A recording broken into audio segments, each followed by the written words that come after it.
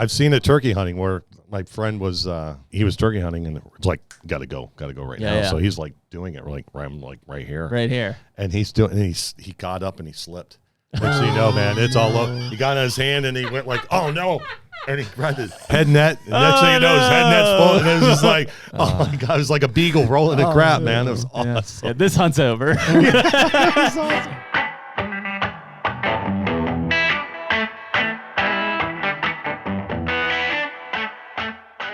The Hunter Podcast is brought to you by Hoyt. Should be no surprise to anyone listening to this that back with Hoyt another season. I'm actually going to be shooting the AX2 aluminum this year. You traitor. But you're still going RX9. Yeah, blacked carbon, out as always. Blacked out. Big surprise for 80 everyone. pounds. Big surprise. Yeah. But seriously, man, I mean, it shouldn't be a surprise to anyone. Every year it seems like we get a new Hoyt bow in our hands, and they're always a step above the last and just a step above everybody else. Yeah, they're so consistent, man. Just their processes get better, every year. And we've really been excited about, as we've grown with Hoyt, we've brought some others in with us. And we just feel like the Hoyt family is growing, like the community, and we're really excited about the people that are involved, excited to be a part of that company. And it's really awesome. So for anyone that's excited about Hoyt like Jared and I are, you can use the code HUNTER, HUNTR, on Hoyt.com. Get serious, get Hoyt. And we're back. Ew. Hunter Podcast, episode 315, because we're back in line with our numbers. We know this is episode 315. That's right. I think. We're on track and settling in here. I get my space heater at the right point here. I know. I was able to take my outer layer off for the day. We're in that April time period, so Jeremy's cheap. He turns the heat off, and then you get a 20-degree morning, and I'm like, I'm not turning it back on. That's right. So, well, before we turn and acknowledge our guests here, I'll thank you guys for tuning in, whether you're listening on YouTube, Spotify, or Apple Podcasts. Those are the three main platforms that we drop these episodes on. We do that every Tuesday night at 6 p.m. Eastern time. You can like, follow, or subscribe to us on one of those channels, and it should notify you as to, don't break that in the meantime. I'm sorry. As to when these episodes drop. And I think you've been here for 5 minutes. Good. Don't touch it. And slash your wrist. What do you want from me? I don't know I don't know what to do with my hands.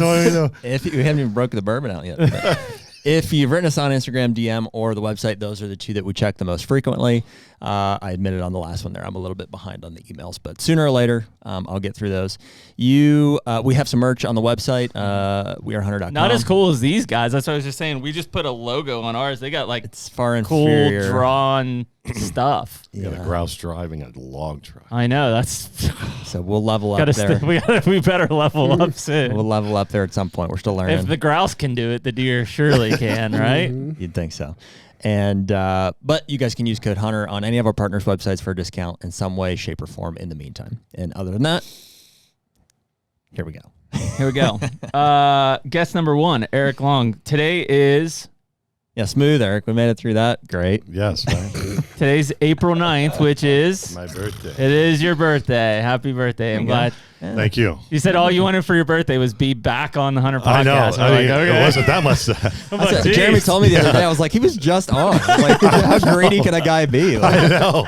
It's like... Can't tell him no on his birthday. I know. I guess fine, but... It's like it's only 2 hours and 45 minutes. I could come here almost every week. Yes, you could. Yes, you can. No, man, thanks. So, Eric and Cody, appreciate you guys coming into studio.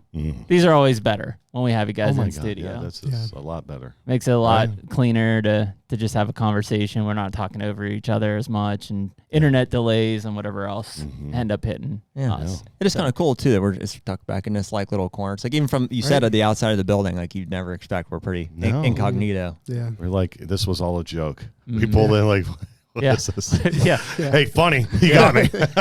You gained another year. We brought you to the healthcare building. Yeah. It was all set up. Like, what's going on here?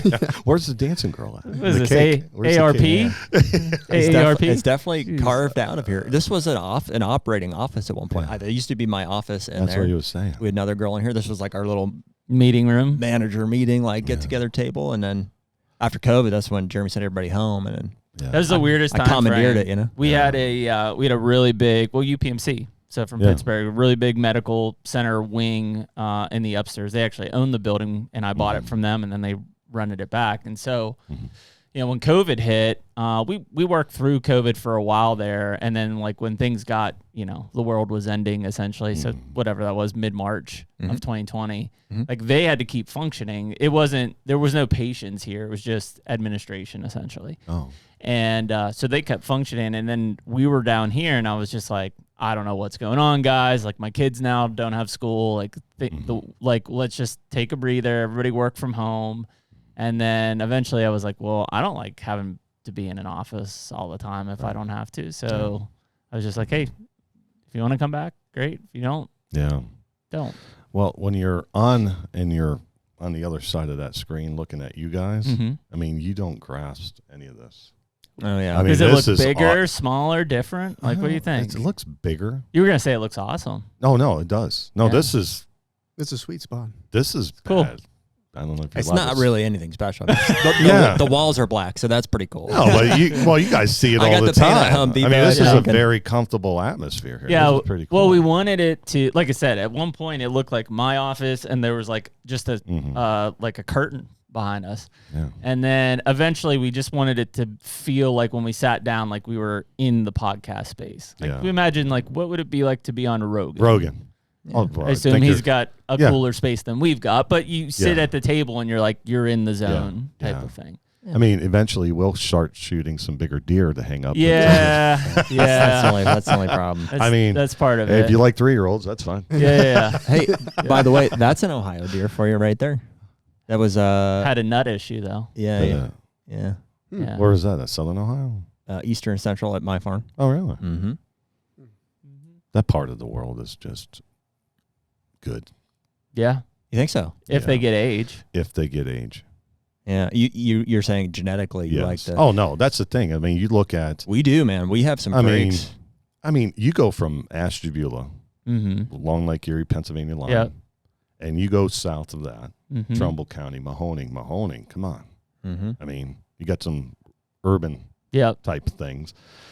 Then you got Columbiana, and you got Harrison and all that stuff. And I mean, are they producing bucks like Licking County or a little bit of Coshocton every now and then? Maybe not, but consistently producing some really great high quality bucks. Yep. Come on now. Are there good bucks coming out of Coshocton still? I tell you what, I mean, because our perception from the outside in, it's like we hear it through Rising, and you know, guys, it's just like, it's just like, if you can even get on a piece and find a 4-year-old. Yeah, it's tough. Like my place in Coshocton is surrounded by outfitting, not all the way around. Interesting. So, the 2-year-olds are getting shot.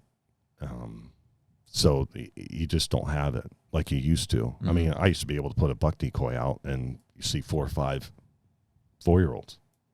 Now you put that buck decoy out and you're just looking at a buck decoy. What is this? So, but you can still, like Woodbury Wildlife Area for public land, and there's some studs on that wildlife. Do you hear, guys that hunt public in Ohio, there seems to be some optimism there. Yeah, Woodbury is there's so many places to go in if you're not afraid to. And I mean, we drove through it today. I mean, there's a lot of land and a lot of nooks and crannies. And I remember working there back in the day and being on a tractor and seeing, brush hogging trails and brush hogging fields edges and stuff like that. And especially right before hunting season started and seeing like 15 Pope and Youngs throughout the day. Jeez. From 130s on up. And it's crazy. But I don't know what county anymore.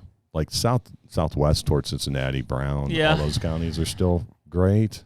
I think it's just that it really has come down to either pockets, right? And even beyond that, it's just a deer. Like somebody kills a giant deer in some random county in Ohio every year, right? Like last year, I don't know how many 200s were killed, but a bunch. Yeah. And you'd see legally, unlegally. and I mean, like if I'm seeing like Columbus, right? If it's what's that, Franklin? Yeah. So if I see Franklin come up, I'm like, makes sense, right? But if you see Union come up or Brown come up or Athens come up or Ashtabula, like it's just the one-off in those counties. But I mean, you could pretty much put a dart on all of them and say like there could be one that comes out. I mean, if someone was to like pick a county, I tell you what, man, and it's hard to hunt, but it might be Ashtabula. Yeah. Where is Ashtabula at? Right on the lake. Right on the Pennsylvania. Northeast? Yeah, it's the biggest county in the state. That's where is that east of Cleveland? Or yes, it's an hour east of Cleveland, hour west of Erie. Yeah, that's about where our buddy's at up there, right? From Whitetail.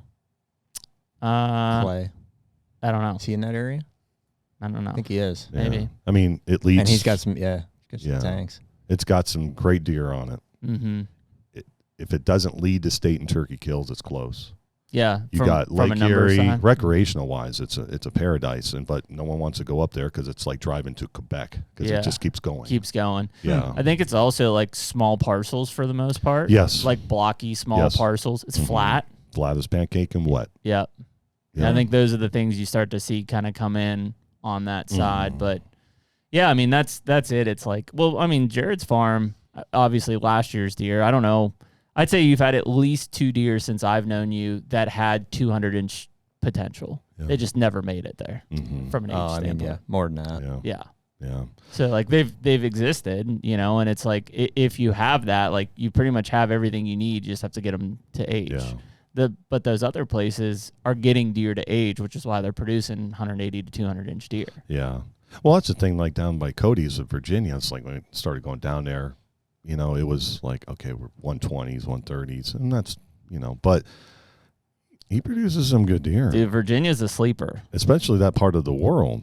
Mm-hmm. There's been plenty of people that have sent me more and more deer from Virginia in the mountains, especially. Yeah. And I assume it's just because they're getting age on them, but it's like a substantial deer. Well, not every year, but almost every year you have a target deer.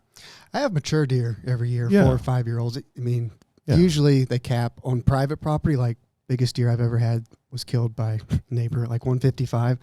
Every couple of years I'll have a 150-ish. Yep. But where I'm at, western side of the state in the mountains, I mean, 60s, 70s, 80s. I know. And people might rip me to shreds. I think it's easier to hunt private land back home, but your best chance for killing a bigger, older deer is on public if you're willing to hike. Is that just a space? Like I've seen guys hiking up into those mountains, like and doing like a spike camp, basically. Yeah, they'll just they'll like, take mules. They'll pack mules back in there, canvas tents. Really giant. I mean, truly 170s, and you can see it in the face. Yeah. Like truly massive giant public. Then it's deer. like big contiguous. Yeah, big stuff. chunks of national forest. People love it, and you won't see a lot of deer, but the ones they pull out of there are big. Do you talk to? It's Jacob is who you're thinking of, right?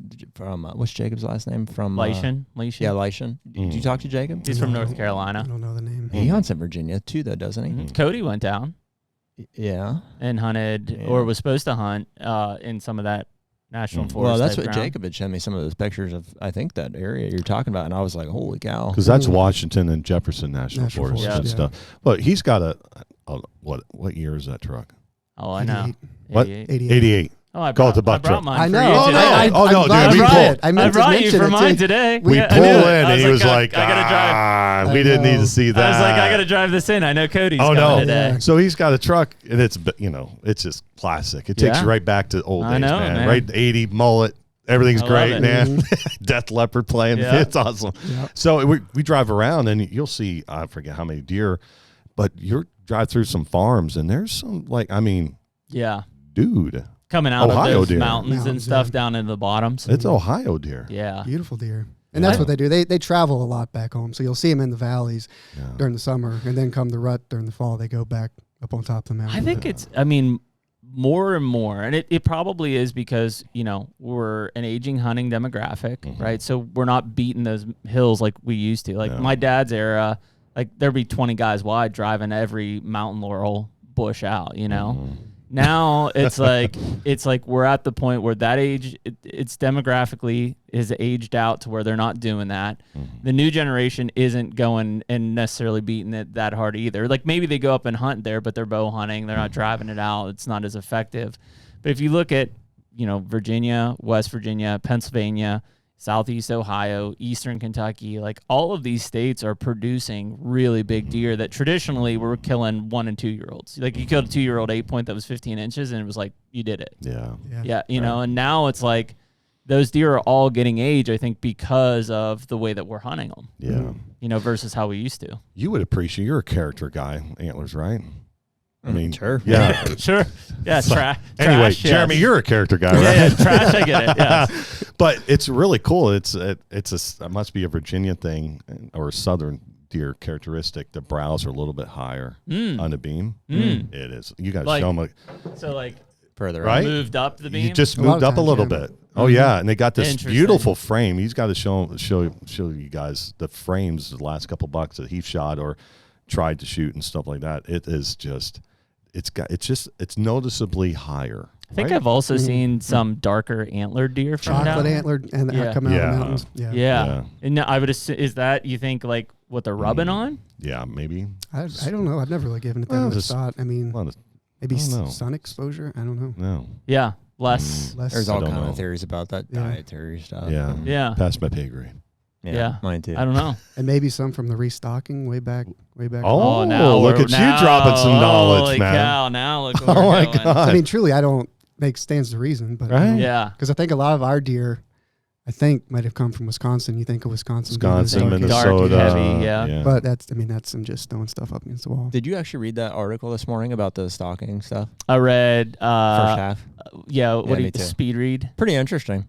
You know what I mean? Like looking back at all the restocking efforts. I feel like we said that about Ohio. So what he's referencing is Gordon Whittington from North American Whitetail. I think it was in 22. Basically wrote this article about how, like the deer farms and stuff made Iowa what it is today from in a lot of places. Like we all act like it's their native deer kind of thing, but like from in so restocking many places, efforts, not necessarily like I'm raising deer and restocking, but restocking effort type stuff and having deer congregated and bringing them in. And then that, and that's probably a big part of why like guys who are really studying or know like the deer population they're hunting intimately, they can tell different like subspecies even within the deer. They're like, yeah, these ones here are like they're bigger and their hoofs are like this kind of a thing. These ones have these big black noses for some reason. I never went there before. Thinking about that. About subspecies within a herd? Yeah, I've noticed it. I've never allowed myself to go there before. Well, and some of it's maybe individual characteristics, like certain deer has this, but I do think like Trav and I talk about that. My taxidermist, he's like, I call it the PA gene. Like some of these bucks that come in from Ohio, they're like, they just have this, like he thinks GR8 has just these big black round noses for some reason, and like whatever other characteristics, Well, a lot of times on the restocking efforts, like people, and it's just because they're probably ahead on the research side, but we talk about it in the South, right? And the Mississippis and the Alabamas and Georgias. And then immediately most people go, well, if they came from the North, they died, right? They got EHD and they died, which good possibility, right? If that all was occurring. What we don't talk about is like the restocking, in the Midwest and a lot of the even in the Eastern Appalachians and stuff and how that all set up. And so, probably there wasn't, EHD outbreaks in that area at that time because that's a fairly newer thing in the North at least. And so maybe those deer did survive and they had enough generations come through that you have different pocketed, genetics in those areas and stuff. Yeah, because the only thing that I know of, like the coyotes, went across, they split somewhat north, somewhat south. You got the Carolina dog, red wolf, and then you have the timber wolves and stuff like that. Because every now and then in Ohio, you'll start, like especially in Ashtabula and those counties, you'll get like a 50, 60 pounder. Yeah, giant. And that's not. No, it's not normal. That's from way back. Yeah, that's that coming around around the Great Lakes. Yeah.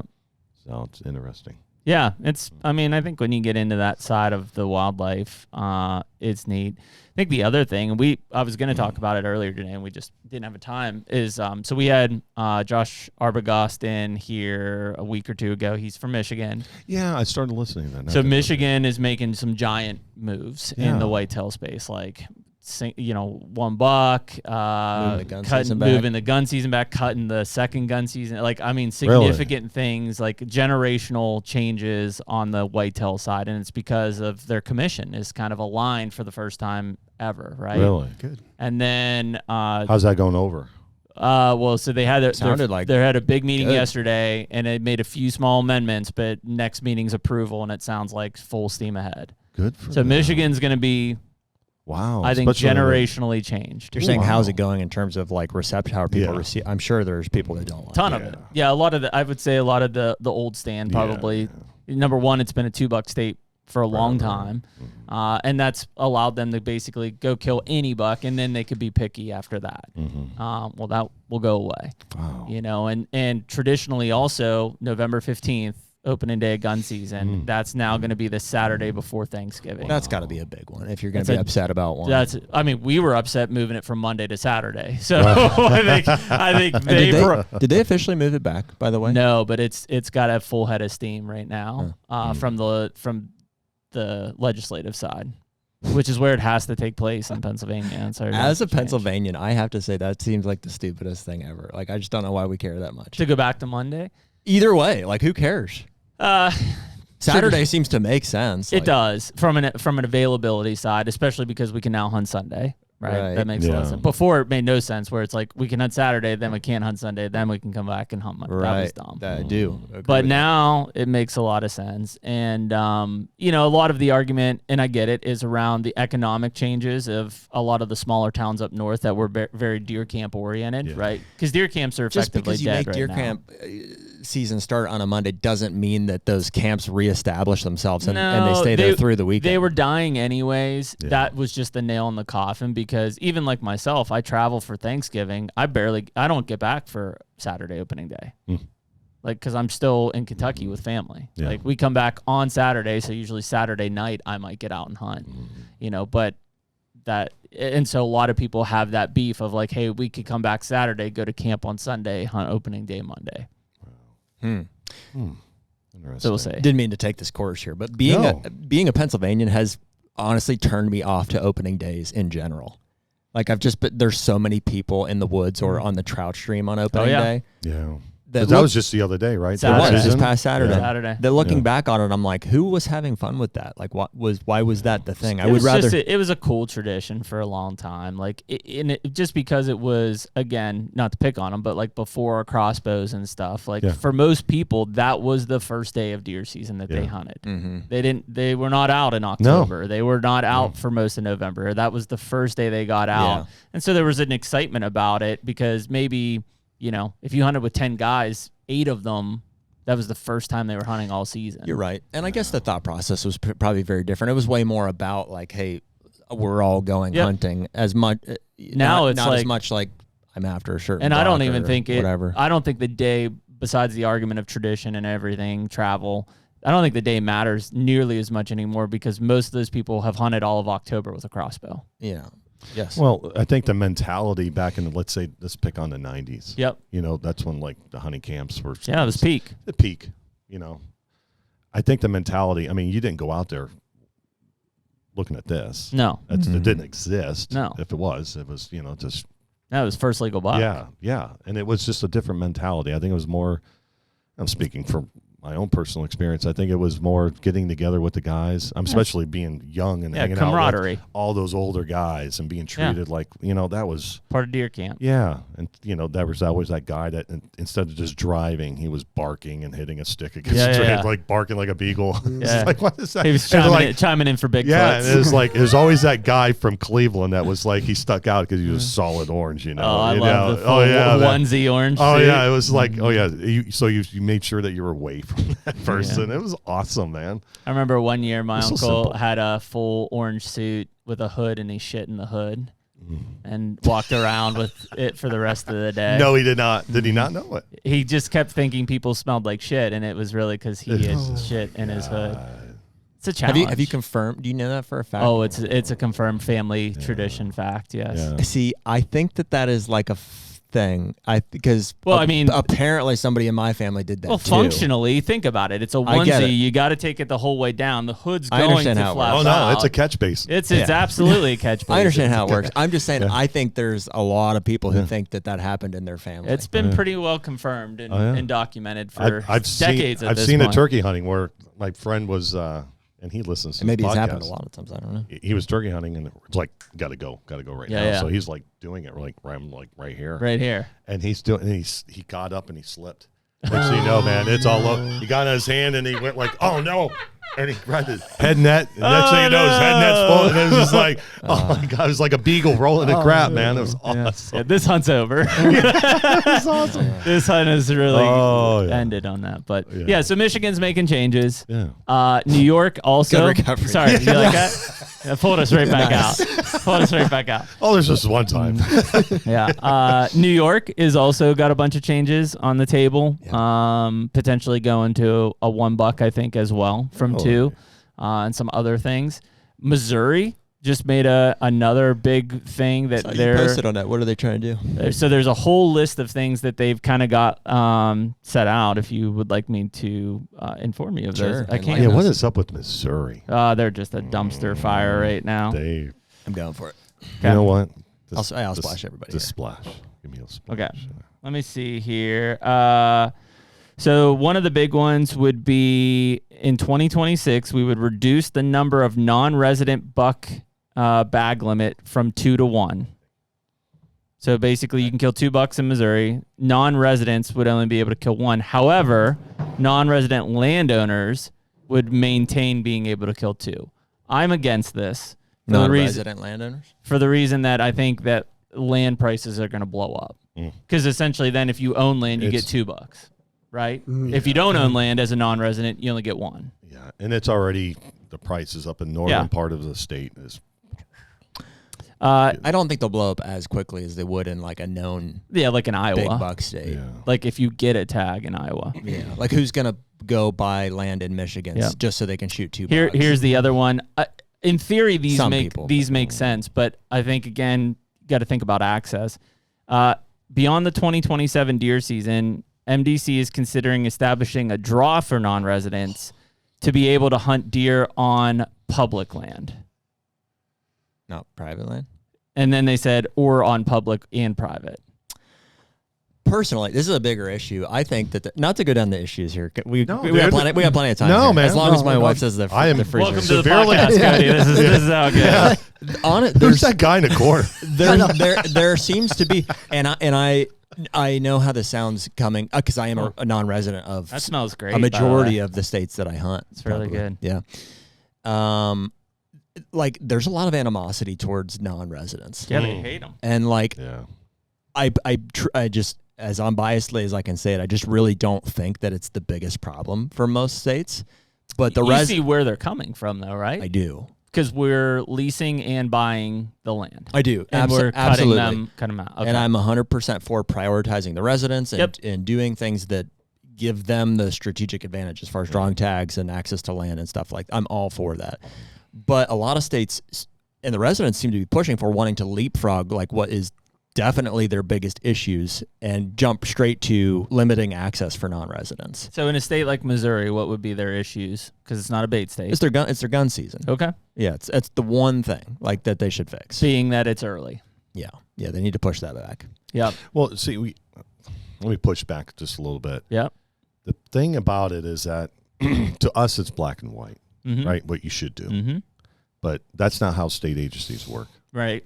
Because you have so many entities and state legislators and all this stuff that are coming on you that you got to find that compromise somehow, some way. That's just how it works. Right. You know, it's black and white. Why aren't you doing this? No, we don't. I mean, I do it on my property. How come you're not doing it? Exactly. Dude, we talk to a lot of these guys and they're like, they get it. We know. And so we say, well, why aren't you doing something? They're like, we suggested it. Well, and whether it's a fact or not, if we're talking about Missouri at least, is Sumner's is the one who said that there's still 350 or 400,000 of the deer hunters consider themselves gun hunters. And if that's factual, then there's no way that they'll ever get the support to move. However, I could say the same about Michigan, which I would assume they probably have a very high proportion of people who consider them gun hunters, and they're about to move it 2 weeks. My rebuttal is that's fine. The season is that way, maybe not intentionally, but like it's persisted because it's popular. That's what hunters want. I would argue it's not, best for the resource. Best for the resource. In any state, you could look at it and say, what's best for the resource? How do we have a balanced age structure, sex ratio? if you have a good product, it's going to benefit hunters. I thought Josh said it best, the other day. So.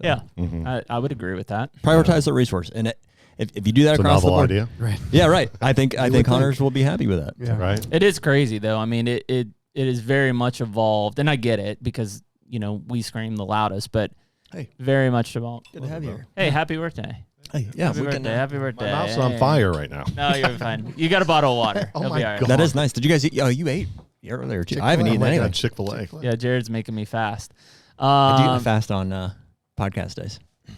Do you? We just I do. We just keep talking and we just don't have time to eat. Is basically. Right. I'll eat tonight. You fast out of necessity. Yeah, out of necessity. Do you fast a lot? Once a week. On Podcast. Oh, well, yeah. I mean, other than this, right? Maybe twice a week. Yeah. Yeah, once, twice a week. Clears the mind. It does. I started thinking about fasting in the morning, and just because really we don't You don't need to breakfast. eat in the morning. Mentally you're probably there. I need coffee. Sorry, in I the didn't mean to morning. derail us. Oh, You no. drink coffee. There's no calories in coffee. Say I don't drink coffee. Wow. We should start.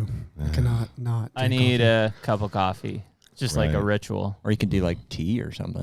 I drink too much iced tea, unsweet. You gotta stop Ooh. drinking them Yeah, you white gotta stop. monsters. Yeah, the monsters. Yeah. Could you imagine me on a monster right Crushing now? white monsters God. all morning. I'm a Yeah. spaz as it is. I bet if you drink a lot of sweet tea or unsweet. No, unsweet. What's in unsweetened tea? I'm sure tea everything bag? bad. It's just a tea bag, like it's not sugar and stuff. No, Oh. that's why it's unsweet. Yeah. No, but Okay. I'd like Lipton. I thought so. Yeah. No, Lipton. Yeah. Unsweet. Lipton stuff. unsweetened tea has no sugar in it. I don't Correct. think so. Correct. That doesn't sound right. No, I It's don't think unsweetened. it does. I understand that, but No. it's Lipton. I feel like Yeah. it's got. When I see the But Lipton makes like Well, that's- normal tea bags as well. Yeah. Because that's what, everyone kind of jokes with me is like, I drink raspberry Lipton tea, a Slim Jim, and a dip of Grizzly. It's like, oh, you got your gallbladder out, really? Yeah. Why? I wonder how that happened. Wow. That'll yeah, do it. Yeah. So now I just drink unsweet tea. And But no wait, Slim Jims. you quit chewing, right? Yeah, not by choice. Oh, man. I thought you were about to say that you fell off the wagon. No. I tell you what, I have zero discipline in my life, as Cody knows. But You've done it. I've done it. I'm almost to 2 months, and it's getting then you'll be harder. No, You'll be fine. it's getting harder. No. I'm stupid. Of course, unsweetened tea has no sugar. I felt like I thought I was talking to a wall there. Yeah. Duh. No. What? But anyway, I would think they'd find some way to still sneak it in. Just anything processed like I know. that. Hey, Yeah. damn Lipton people. So 2 months, 2 months of no chewing, and tobacco. it's getting harder. It does. See, I can I would almost go through a can a day. Yeah. I mean, that was my ritual, and I would mostly chew in the evening. And I would it was like my job in the evening. You See, know, mine just was like eating and eating after it you and eat. eating it. Yeah. Like if you eat, Yeah. as soon as I was done eating, yeah. I had to chew. Like I would be chewing right now, Yeah. right? I mean, I would be Yep. chewing because it's a Yeah. camaraderie thing. And When I it's a quit, social thing. the problem You was spit or swallow? Yeah, Jared, I was bitter. Referring to the caffeine. You were a spitter? Huh? your dad Spit? was a swallower. Yeah. Your dad I was going to guts. almost say still is, but yeah, dude, his whole life, he just, Ugh. you never even knew. Yeah. He was Ugh. chewing. See, the only reason I stopped is because I had acid reflux so Yeah. bad because of my gallbladder. Yep. So my esophagus is precancerous. Mm. And they were like, that didn't cause it, Mhm. but if you continue, It's not gonna. it's not going to help you. So it was like roll of a dice. Like, what do I do? Mhm. You No. know? And yeah. It's hard. I always felt like I was leaving my best friend when I quit. No, it is. I don't like it. I don't. It's Yeah, not. I'm not happy about I'm it. not a quitter, and You're, No. you're 2 I know. months. 2 months. Almost Yeah. 2 months. And it feels like forever. Did you go through an angry phase? No. Really? No. I went through. Well, he's such just an always angry he's phase. It's Oh, always that's natural it. state. That's I'm just German, natural man. state. Maybe you should ask Cody. Yeah. Cody's like, No, what? dude. No, you should talk. He's like, actually. Eric's like, no, I'm super pleasant all the time. He is a saint, man. I'm very high maintenance to be a friend too, and because somebody will not respond to us, I'm like that mf'er. And you know what? Screw him. No, blah blah blah blah. And he's like, no, they just. And I'm like, okay, you're right. Yeah, let's just. I'm on a let's fight. just calm down. I'm a fight. I'm German. I just like patching the ketchup, but Yeah. dinner time at my home growing up was a fight. So we You would know, know. so- We would know the line difference there if you had the anger bug. No. Is this your first time 2 months in, or have you Yes. tried before? Yeah. Yeah, this is. Dude, I've been friends since. Well, I'm 52 today. I Mhm. think I was like 15, 16. 14, 15, 16, and I started out on beech nut. I was like a leaf guy. Oh, yeah. I didn't start chewing snuff until like maybe senior year of college and stuff. I was like Red Band, beech nut and stuff. Yeah. And Levi Garrett. Yeah. Oh, yeah, Levi. Like what was it? I used to love mail good pouch, Levi original Garrett. mail pouch. Original that mail was pouch. the stuff cured cancer itself. I mean, you put that on rust and it would clear it up. I mean, it was terrible. Like, how do you even put that in your mouth? But yeah, I don't know. It's like everyone's like, "Oh, try that artificial, just a Zen and stuff." I'm like, I'm not. I'm gonna do it. I'm gonna do it. Yeah. I'm doing it for my wife, doing it for my son. There's a lot of people that are Zenners now. I just I a lot of people. Is Zen just caffeine? No, it's nicotine. Or just nicotine? Yeah, okay. Just nicotine. I'm like, if I'm gonna do it, I'm gonna do it. My question always to people, I'm like, so did you snuff before? And they're like, no. I'm like, why the hell are you using a Zen then? Right? I don't. Yeah. I don't. What is in chew that's not in Zen? Tobacco. Yeah. Oh, interesting. Yeah, it's the tobacco. And which is tobacco gives you that's flavor? your carcinogen. Yeah, that's where your cancer. So there's more chemicals in that's not in Zen. Well, that's the thing. Well, time will tell where everyone's got like the Zen, the nicotine stuff. That's what else do you have? What's in Zen? Yeah, what's in Zen? Just like Wegovy. What's that? The weight loss drug. The weight loss. Yeah. Oh, like Ozempic? Yeah. Is that? Yeah. Let's wait to see what happens. I read something the other day. Who knows? I heard that somebody read something. You don't even watch the news. What are you talking about? I heard that somebody read something that it affects the same receptors as like falling in love. Like, so if you, it's like it limits your ability to have that feeling or something. Really? Wait, so if you're on Ozempic, you won't love people? Or maybe falling in love. I don't know if it says you can't love people. You can still act out of love probably, but. Interesting. Cody. I'll give you some. Cody, what's your thought on that? That would be your serotonin, wouldn't it? Like your love. That's what a doctor would say. Yeah. Or I mean, I don't know. I'm just trying to. Exactly. Can we make a call? Yeah. Can we phone a friend? Phone a friend. Yeah. Caller number 5. What do you got? I'll give you some context, and not to like make it seem like a clap, but just so you're prepared for it when it comes. Dude, my dad relapsed. I think the dates are right after like a year. It was like a year later, and he's like, "Yeah, I just missed my friend." Like I was like, "Oh no!" I talked to a friend. He is off and clean though, now, so it's a happy. Oh no! ending. I mean, it's a happy ending. It's like the other day. I think he's maybe a year and a half. He might be 2 years in now. Yeah, I was like, I think it was maybe 2 weeks ago. I was like, you know what? What's cancer? Yeah, exactly. I'm going to be 52 anyway. Yeah, it's like, what's cancer? I can fight it, you know. But no, I talked to a friend that had 7 months, and he's like, it's harder now than the day one. I think I relapsed, I don't know, it was probably multiple times. But when I was finally clean, I think it was a year or two afterwards. And like we were just hanging around drinking and, you know, somebody. The drinking will do it. So it comes out and I'm like, okay. And I was so sick. Yeah. I would, because it, you know, you've been off of it for so long. And dude, I got sick and it was like, I know the feeling, that put it out. I was like, I don't need it anymore. Yeah. I was so happy. That's how I felt the first time I ever did it. I remember the heat, like sick, nausea. It like almost instantly. I was like, I can never do this. This is not for me. That's the thing. I'm really, not to sound corny, very proud of myself because like again, I have zero self-control, discipline, and in my mind, I want to look like him. Yeah. But I wake up in the morning and go, it's tomorrow. That's why we were just talking about fasting. I'm like, I like food too much. Right. You know, it's like, God, I have every intention to get up in the morning. I got a little puppy. Cody got to see it. Got me up at 5:45, and it's like, just go downstairs. I got all the equipment. Yeah. Is that still your mentality, like towards most things? You feel that way? You're like, tomorrow. None. I don't know. That's a very good question. Yeah. I don't know. Never really. Well, it's a big deal because it relates to chewing, but also just everything. I've noticed as I try to improve, I noticed that the only way I get things done is if I do them now or like yesterday. Like I needed to already be started on this. At the very least, it needs to go on my list immediately. Really? Because things only enter my brain for a period of time and before they're gone. So if I don't do it immediately or I don't write it down, they don't happen. When you write something down, this is something I started doing. I like to make lists. I always have a to-do list. It's all your mindsets. When you make a to-do list, like you write it down, like you sign that contract with yourself. Oh, yeah. So like once it's written down, you can't not. Yeah, there it is. So once it's written down, you've signed the contract with yourself to do it. Four to-do lists. These are stuff down. Hunter, countryside, pages, miscellaneous. That's very organized. See, that's a lot of work just to even write that. I don't know if I'd get there. But you feel so good when you make the mark through it. And I update it once a week. Yeah, me too. Look at that. Look at this. here's things getting done over the course of a month. There's a lot of scratch offs there too. That's right. A lot of things getting done. And the only way they happen is if I cross them off like that. See, God. You feel so I need good. intervention right now. There is a very clean satisfaction. And if I keep quit cheering on my list from week to week, right? Like going yesterday, I don't know, for an hour, I just sat down on the computer, banged out 3 things, boom, boom, down the list. I'm like, all right, I'm leaving. Yeah. I'm done. Yeah, it's a psychological thing. When you get things done and you see yourself cross them off the list, or even if you look back, you're like, oh yeah, I got those things done this week. The Hunter Podcast is brought to you by Predator Camo.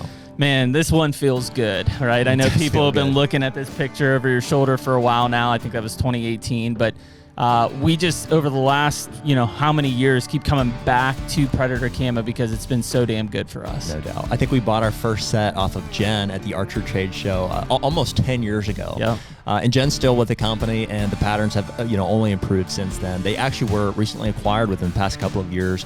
We've had a chance this past year to go and meet with new ownership, talk about redesigning a lot of the old lines, plans for new patterns, all of the above. So really excited about what's to come, not only this coming year, but in years to come. There's a lot of good stuff coming from Predator. Yeah, and I mean, for us, it's always been going back to that breakup pattern, right? That's the historic look, whether you're talking about the spring greens or brown deceptions or fall grays. Yeah. I mean, that breakup is really what's been so powerful for us in a tree stand. And right now, they're letting anyone use the code HUNTER on the Predator Camo website and get 20% off any of the lines, including all the new stuff that dropped here in July. Be the Predator.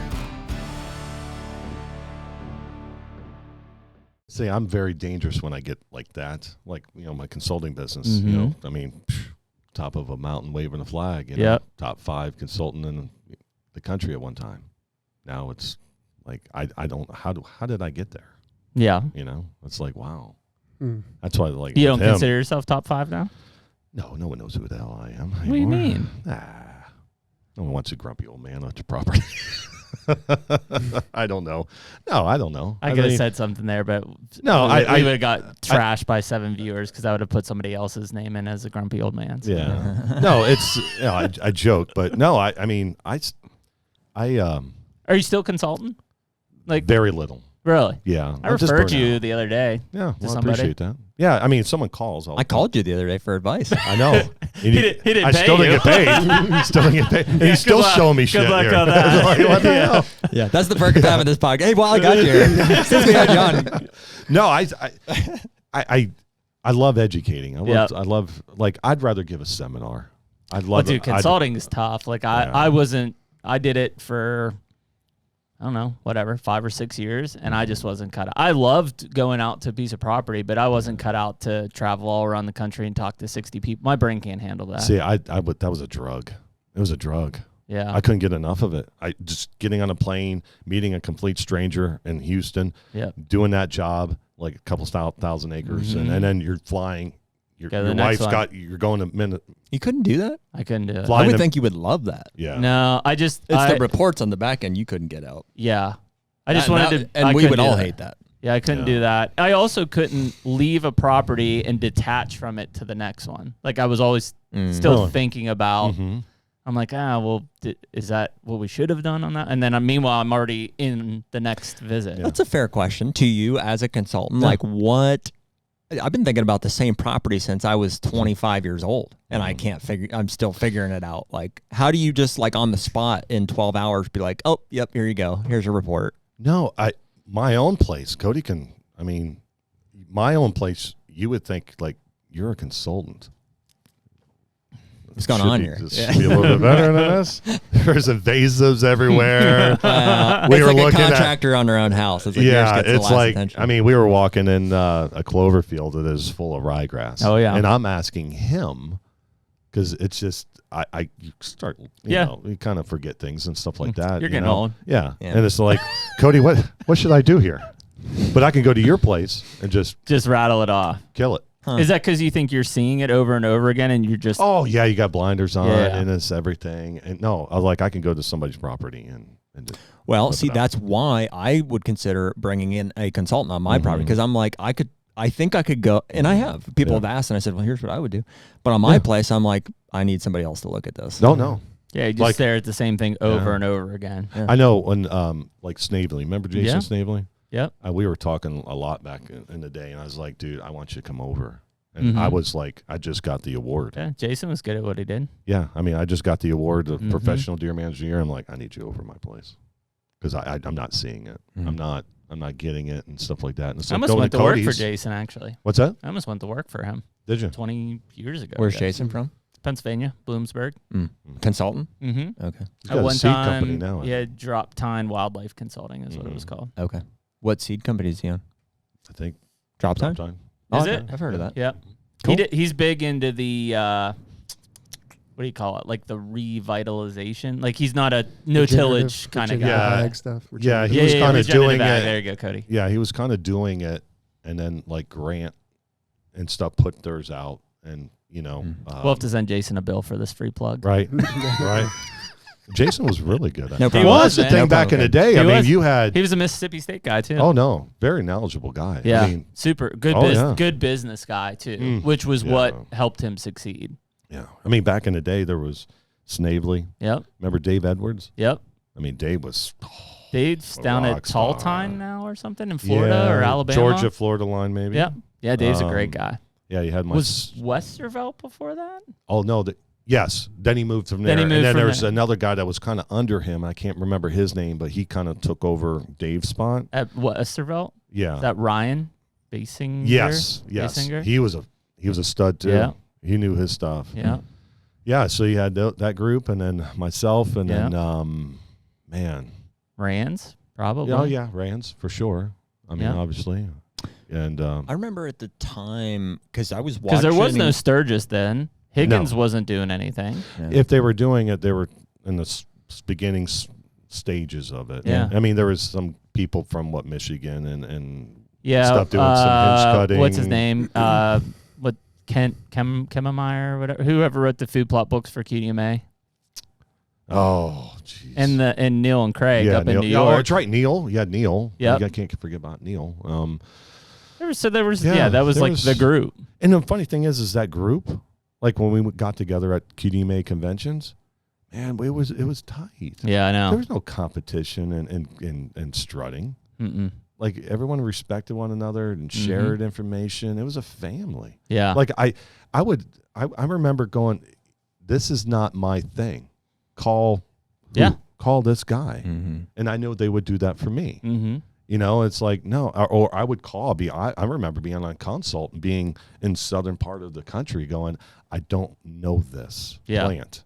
I remember calling up. Yeah. And now it's just like, what are we doing here? Yeah. But, yeah. Were you ever involved with, or I'm just like, this was a while ago for me. Now, I was in college probably when I was taking a lot of this in. I remember watching some of your stuff. Were you involved with Management Advantage like Tom James? We were just talking about that on the way here. Yeah. Did you do some stuff for them on videos? Yeah, the back in the day. Because I'm remembering that. Yeah, it's also. like Chuck Sykes. He had it on the Outdoor Channel. Him and Casey. Chuck was a Southern guy, right? Yeah. Oh yeah. Yeah. He had. He's the director of Alabama's DNR. Was. Yeah. Okay. Yeah. He retired from that. And, he's a director or in charge of like the 3R program. Out of Washington and stuff. Oh wow. Yeah, he's killing it. He's doing a great job. Dang. So he had it on the Outdoor Channel. Him and Casey Shootman was the videographer. Yep. And good trapper. yes. Oh yeah. Wait, Casey on here? Yeah. Yep. Yeah, we did. Yep. And then from that they went web. Yep. And that's when I got involved on it. And that's where I was watching it because I remember growing deer. Yes. I remember Bill Winke had Poor Man Food Plots. Like he wasn't as involved that way.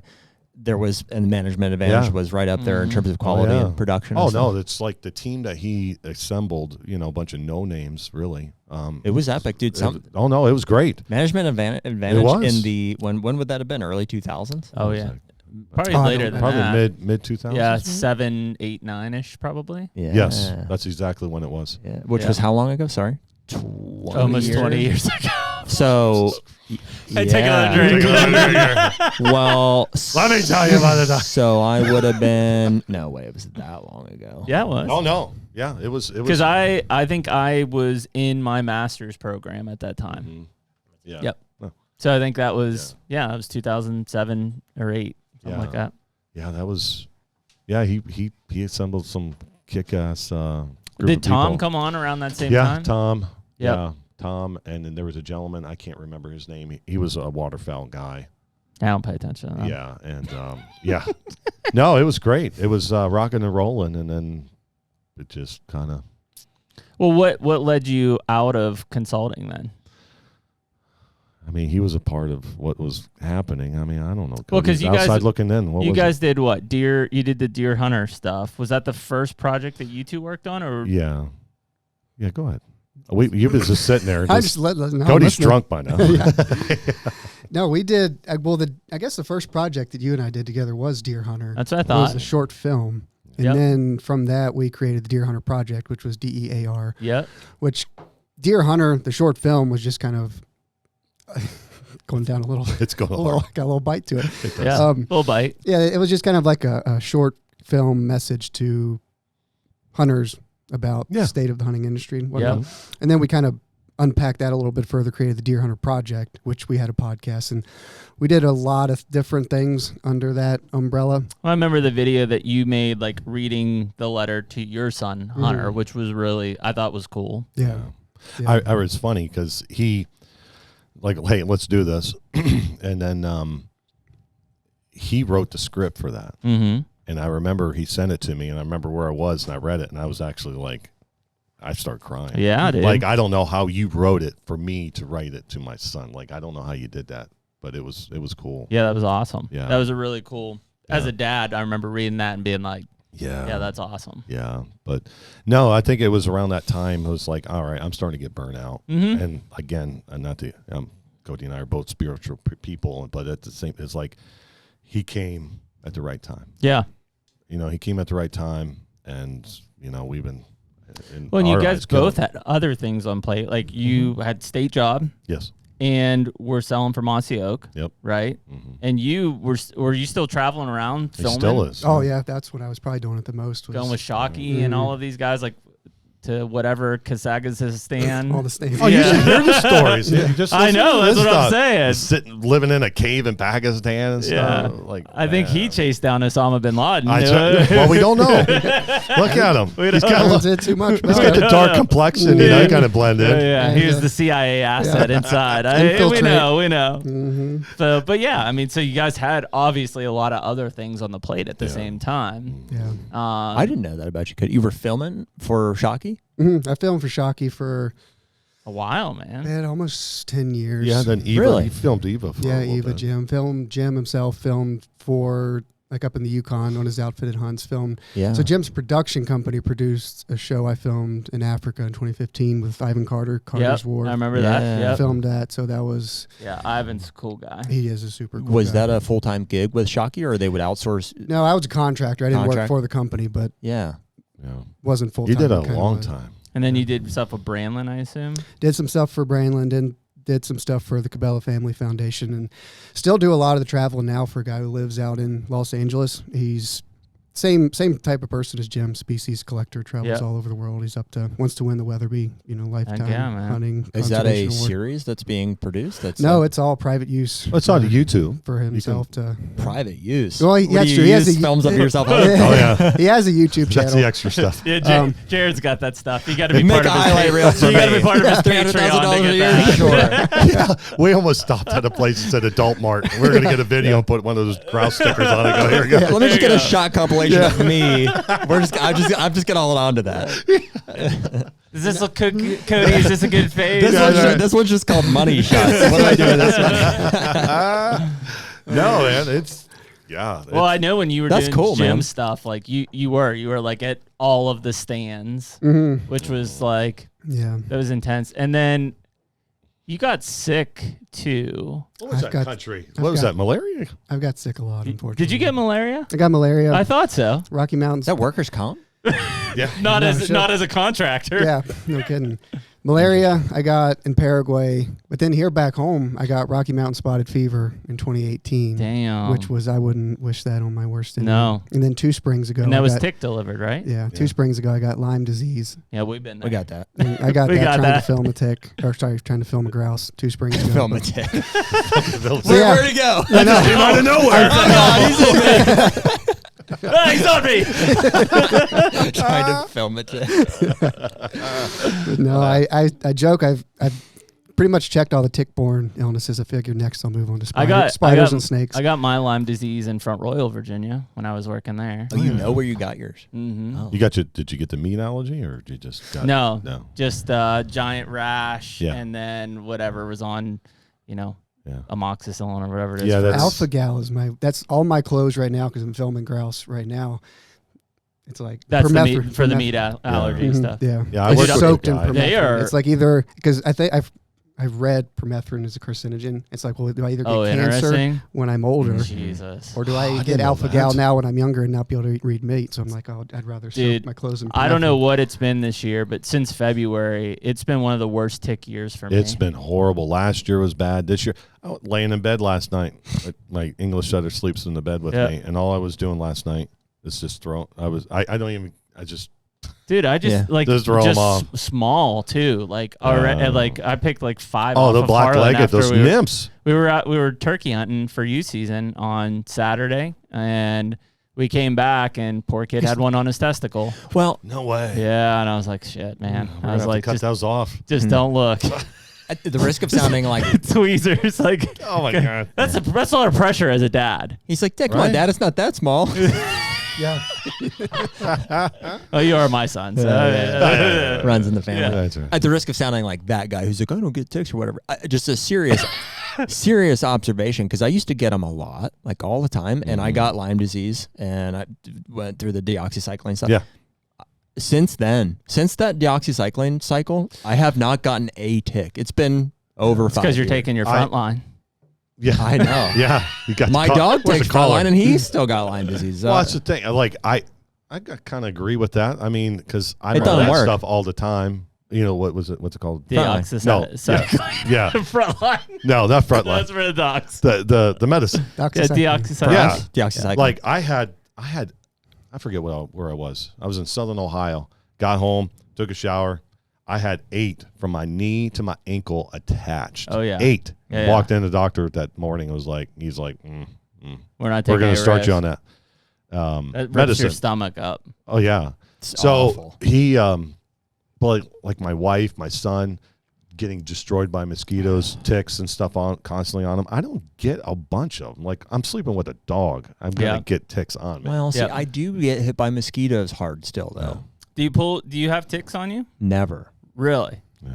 No, some people. No, dude, it's been at least over 5 years. That's how far back I can remember. But like, I mean, I pull them off of me. In fact, yesterday, 2 days ago, I had one buried in my forearm. I'm like, how the fuck did I miss that? used to constantly. I remember as a kid, like coming home, like your story, I'd take my shirt off and there's 6 on my back. I'm like, oh my gosh. Yeah. You know, I was in Kentucky doing a consulting job down there, and I remember I felt it. I was at the gas station, and I felt it, and I looked in the thing, and and it was a Lone Star tick. Oh yeah. And I was like, I'm pumping gas. It's like, do I ask the guy next to me, like, hey, could you get Can this you off pull my this thing back? off my back? So I went 8 hours home with yeah. that Lone Star on my back. You didn't ask him?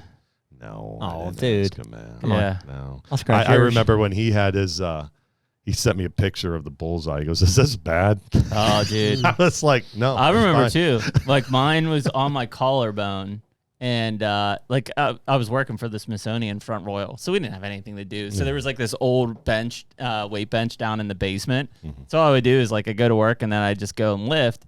And I remember like coming back and I'm like, man, did I like hit the bar off of my? Because it was just red. It was like agitated. There was no ticks there, but I had been pulling them off everywhere. Yeah. And then like 2 days later, it's just like slowly like growing over top, and I'm like, oh shit. Yeah. I worked with a guy that had a meat allergy. You know, he was down in North Carolina working for the state agency. He came up to Ohio to work for the state agency, and he had 2 EpiPens with him constantly. And I was like, so you can't eat like nothing. He's like, so he ate Subway, chicken and tuna fish. That was his life, chicken and fish. That's all he could eat. No pork, no nothing. And I was like, I mean, is that your life? And he's like, yeah, they said like after 7 years, you know, you kind of take that next step and try it. And I was like, well, what year is it? He's like, 7. I was like, we're going to McDonald's. We're getting you a Big Mac, man. Let's do this. I'll hold the EpiPen. I will stab the hell out of you, man. That'll be all right. What happens if not? Like, what is the reaction to meat? It's allergic reaction. Yeah, like maybe a bee sting type. Swell. Bee sting. Yeah. Really? Yeah. Cut your airway off. Yeah. Seems like they should be able to block that. Doesn't it like fix an allergic reaction? I know people are allergic to stuff. My niece is allergic to like everything. Doesn't it seem like they should be able to figure out? Not really. I mean, think about like shellfish and stuff. Like people are allergic to shellfish. So where does the allergic reaction come from? Like what's the thing in your body that sends the bad stuff? I have heard acupuncture help. There's acupuncture that helps the alpha gal quite a bit now. Didn't Wagner have it? Who's Wagner? Don, the real estate agent in Illinois. A meat allergy? That's ringing a bell. He did, actually. Yeah. and he was like, because I remember him saying like he was like, I was a vegetable for like, and I was like paralyzed. He's like, no, like I could only eat vegetables. That's what I thought he meant, because I didn't know. Like, chopping broccoli. Yeah, you're right. He did though. Yeah, he did. But then he's like, he's over it. Did you guys have symptoms? You both had Lyme disease, or just no, he did. Did you have any symptoms? You've had it. You just didn't find it. Yeah. Right? There's no way that you haven't. No, I know. I was coming back from Alberta. So that's the thing. It kind of saddened me, I think, for like a week because I was filming grouse here at home, then went to Alberta for a week and was right as rain. I was in the airport in LA coming home. I had a really bad headache, felt really tired, had chills. But I was in Alberta for a week. I was home the week before that. Then I was in the Arctic for 2 weeks before that. So I was just like, I'm just tired. Just worn out. Yeah, I'm just tired. Yeah. Then came home and just felt off for a couple days, headache. But then I was at my mom and dad's plant in the garden and I had my shirt off. And mom saw the bullseye on my back. Had she not seen that, you would have just rode it out. My Rocky Mountain spotted fever, it was on my shoulder. But even still, it was just kind of like a little cherry. It wasn't your typical bullseye. It was just like a little cherry bruise mark. Yeah. But that, I started to feel bad. Yeah. Night sweats that were just like I'd wake up soaking wet, really bad headaches. Yeah. And then I was like, well, 2 + 2 = 4. Then went to the doctor. But once you get on the doxy, then you get it kicks the symptoms pretty quickly. Sooner the better. But the Rocky Mountain spotted fever was interesting because it kicked the symptoms relatively quickly, but it took me like a month to get my strength, like to feel whole again. Like I felt like myself, but I just didn't have strength or endurance. I wouldn't wish that on anybody. They had them. I need to watch it. I might be able to send it to you too. I think the state Ohio put out for us employees and stuff like that, like a video to watch, about ticks and stuff. And I watched it. My coworker watched it, and I said, "Well, how was it?" And he goes, "We're all going to die. We're all dead." I mean, what's coming, and then what's already happening from a tick-borne illness side. Yeah, it's like And it's then, not. I mean, we got ticks in Southern Ohio that were killing cattle. Jesus. Yeah, was it Asian long something? Huh. Well, yeah. To our listeners, I guess watch out for that. Mine was subtle. Like mine was, I didn't have any symptoms that I knew of. Yeah. But when I turned, whatever age I was, I got my first physical from the time. I think there was the lapse from the time I was 18 to the time I was like 20-something. 25. I think so. Is that what it was? You were working. I remember you were in the office and you're like, "Hey, I have Lyme disease." Okay. I was like, "Yeah, I had that." Yeah. So like 9 years ago. Yeah. I was like, I got my first physical. I was like, "Hey, I've had plenty of ticks on me. I should probably just get if we're going to do blood work, like let me get a test for that." And I came back and they're like, "Yeah." I remember her tone and her voice too was like, "Yeah, no, you've got it." Like you've had it for a while. And we can tell here you've had it for a while, like a long time. Yeah. And I was like, "Oh, okay." Like I say that's the case for a lot of people. As many people are outside and as many ticks as there are anymore, it's like I think there's a lot of people who had it. Well, there's a time period of like them actually in you to like deliver the disease essentially, right? Like I think in hindsight, I must have had it for a long time and my body just had already dealt with it. Probably. Because so then they I had no symptoms, but they were like, "Well, we're going to put you on doxycycline because that's the procedure." Yeah. They put me on that for 3 weeks and I remember it tore me up. Like I was a memorable, not a good experience taking the antibiotic. And then at the end, after a few weeks or something, they're like, "Okay, we're going to test you again." And like same result. Like still Lyme disease. And they're like, "Well, we're going to put you back on it." And I'm like, "No, we're not doing that." So I think, the body. Yeah. And hopefully, I don't know this, I'm not a doctor, but like, hopefully it's not like festering or like, I think it's just kind of like my body dealt with it. The deoxycycline was just, cooked everything else in you if it didn't do that. If anything, it was just like a thing. Yeah. Same with my dog. Literally today, they wrote me today, speaking of the interceptor or whatever, Gunners got Lyme disease, and he tested positive last year, tested positive this year. They're again still lingering, even though we treated him with the oxycycline. So they wanted a piss sample. So I gave him a piss sample. How'd you collect that? Highly effectively, actually. It was first attempt. Wow. That's what my wife You said. really walked through that very quickly, and I'm like, whoa, wait a minute. That's what. Well, hey, that's what my wife said. She's like, "How are you going to get it?" I was like, "Get to the thing. I'm going to hit it with a hammer." Yeah. I even got a semen sample off of it. Yeah. I don't know. She had there was a big cup, and the first time he went out to pee, I just ran up behind him and stuck it under and caught all of it. Caught it. Put it in the fridge. Nice. Took it in. And nobody drank it. Good. They were wanting more to test for kidney damage from the Lyme disease. From the Lyme disease lingering. So, and good news is no kidney damage, and they're just not going to do anything. They're like, yeah, it's just sometimes you'll test positive. So I'm hoping that's the deal with me. It's I'll just test positive. Did you pee in a jar and give it to him yet? No, they never tested me for kidney damage as far as I know. Sounds like your vet's more thorough than your doctor. Yeah. You're just going to show up with a big pee and be like, hey, you should probably test this. Yeah, sure. You should probably test this.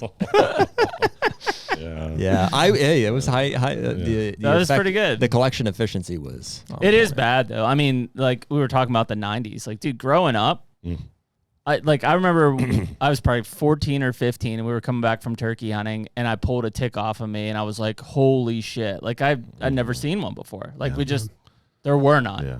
And now it's like, I did one of my first consulting visits in Pennsylvania not long ago. I came off there, and I picked like 9 off of me. I'm like, what the hell? This is ridiculous. Yeah. And they were the bigger ticks, too. Oh, yeah. There were no nymph type stuff. Yeah. So, I don't know.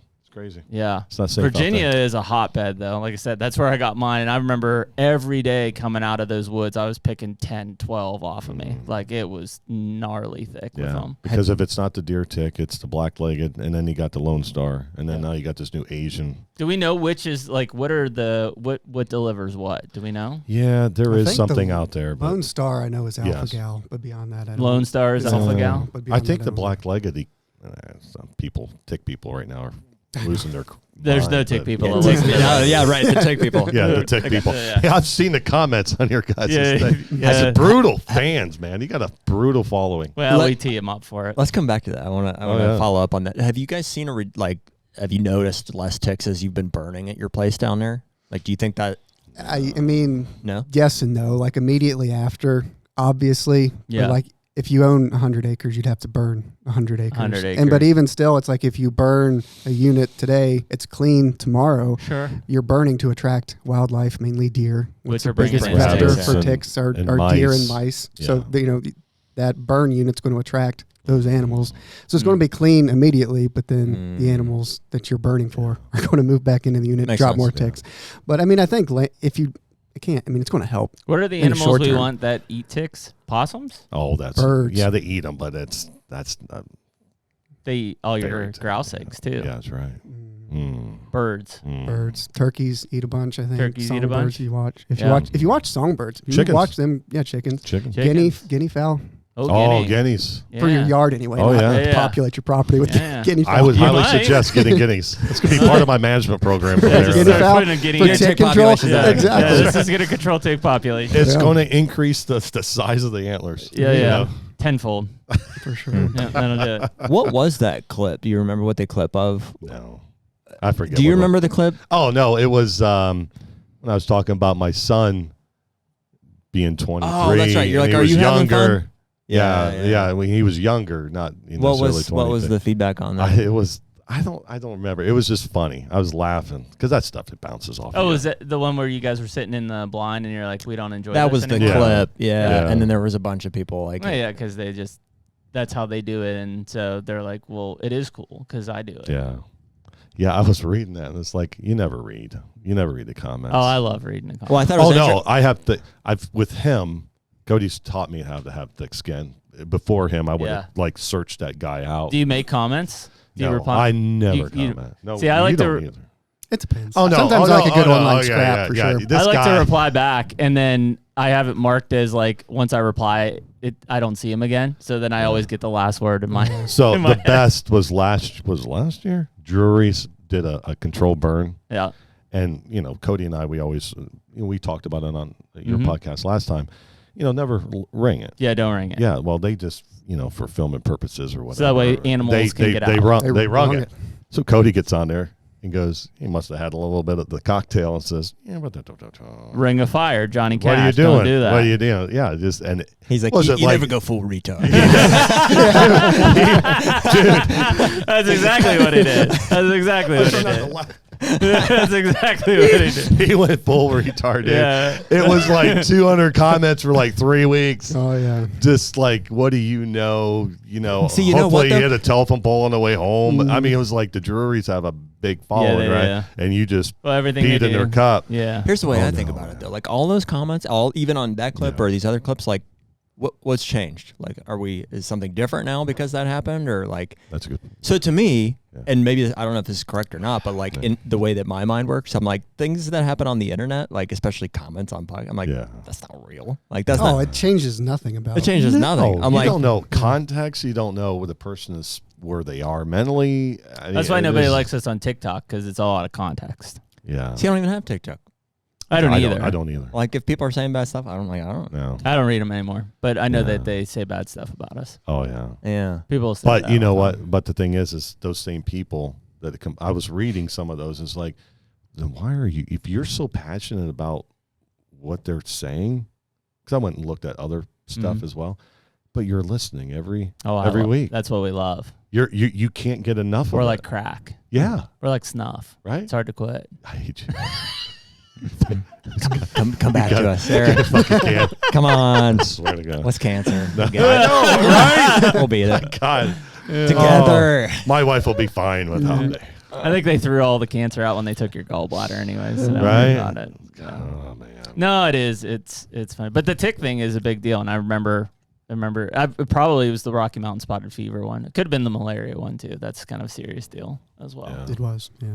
But it came, it went. This too shall pass. Paraguay. Hunter Podcast is brought to you by Deer Grow. Man, hard to believe, but Deer Grow has been the sponsor that's been there since the beginning of the Hunter Podcast. Back in 2021, I think that they were the only partner that we had, but it's such a cornerstone brand and set of products for our food plot strategy throughout the year. No doubt. And it seems like we used to have an off season, but not so much anymore. It's like when the hunting season ends, it really rolls right into food plot season, habitat projects, all of the above. And the Plot Start and Plot Boost have been there since the very beginning. That's a cornerstone for all of our plots. The Plot Start goes on at the beginning, Plot Boost goes on midway through. And since they came out with all of the fertilizers, that gets mixed in with the Plot Boost application as well. And I can't believe the results that we've been getting out of that. Yeah, it's been awesome. Like I said, it's all the work now that really produces the results in the fall. So right now, anyone listening to Hunter Podcast can use code HUNTER, HUNTR, for 15% off any of the products at deergrow.com. Better food plots, bigger deer.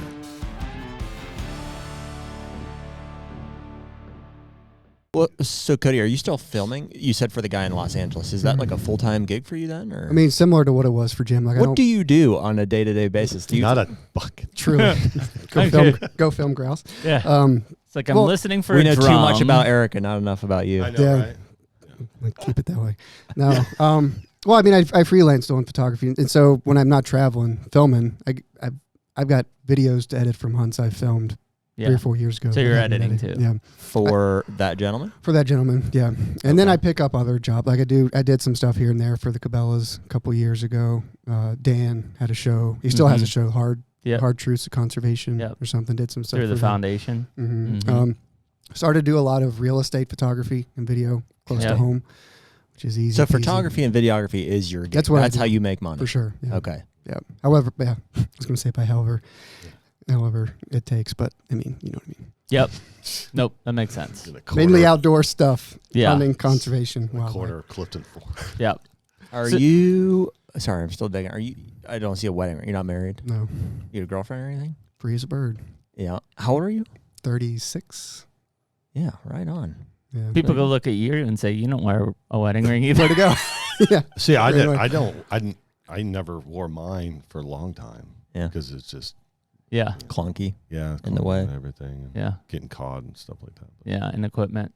Yeah. And so the property that you guys are burning, you own in Virginia. Then. Virginia. Is that family property? Is that property you have bought after the fact? Or? A little bit of both. My dad and I bought the first piece to it. So we had some old family land that was 260 acres that changed hands about 8 years ago. It's what I grew up hunting. We had an old hunting camp on it. It changed hands when my grandmother passed. So we went from all that to my dad and my grandfather bought 40 long time ago. So we went from, it was never ours, but it was supposed to be ours. So we went from 260 back down to 40. That's where the house, big change. That's where the house I grew up in, that, the house is on that land. And then 2019, my dad and I bought 75 that tied into that 40. Then 2020, Dad bought another 75. Then in 22 or 23, you guys ever heard of unclaimed land?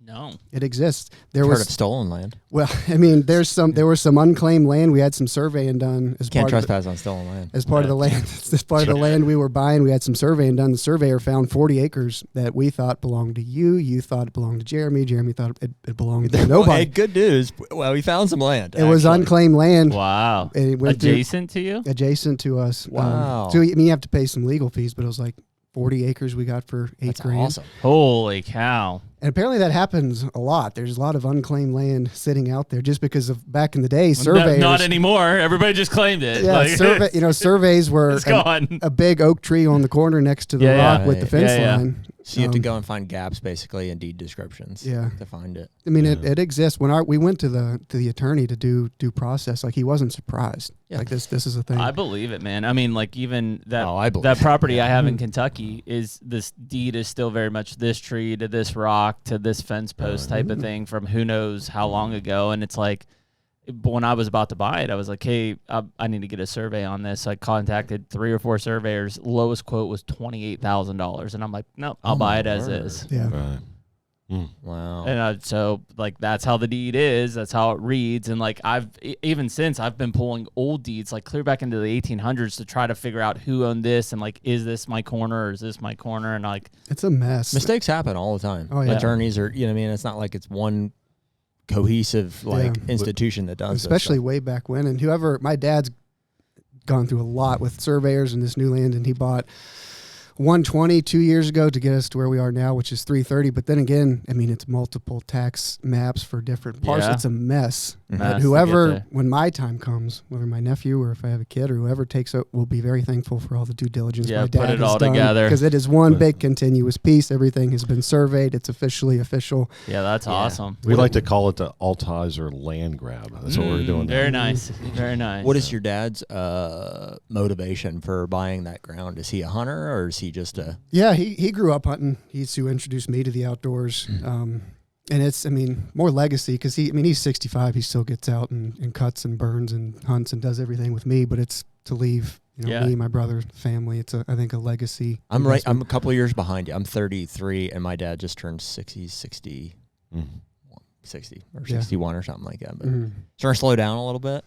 I mean, nobody speeds up as you get older. He just had his knee replaced, but still, we burn this past spring, and truly, when we burn, like, I'm the quote unquote burn boss, but I pretty much defer to him. My dad worked for the Forest Service and fought fire way back when. And I mean, a part of that is because he's my dad. You got to defer there. Yeah, but he gets after it and runs us all. 60s where you start to get a little goofy. I know, I got some time. Yeah. Got some time. I don't know what's going on now. Later, but I don't know what you call this. What is this? This is pre-goofy. Pre-goof. I blame it on the COVID shot. Yeah. Well, that's a good chunk. I mean, that obviously has a big piece. So obviously we talked about, like, the deer hunter stuff. So where did the grouse walk into this realm? Right? Because I mean, it was deer hunter. It was DEAR, deer hunter. Yeah. So like, where did grouse come out of it? Was it like, hey, this is neglected? It's I think a super cool story, because you got to go back. I go back to tell the story 25 years ago. Okay. Before Eric and I met, obviously. Eric started his consulting business, which is Drumming Log Wildlife Management, in 2001.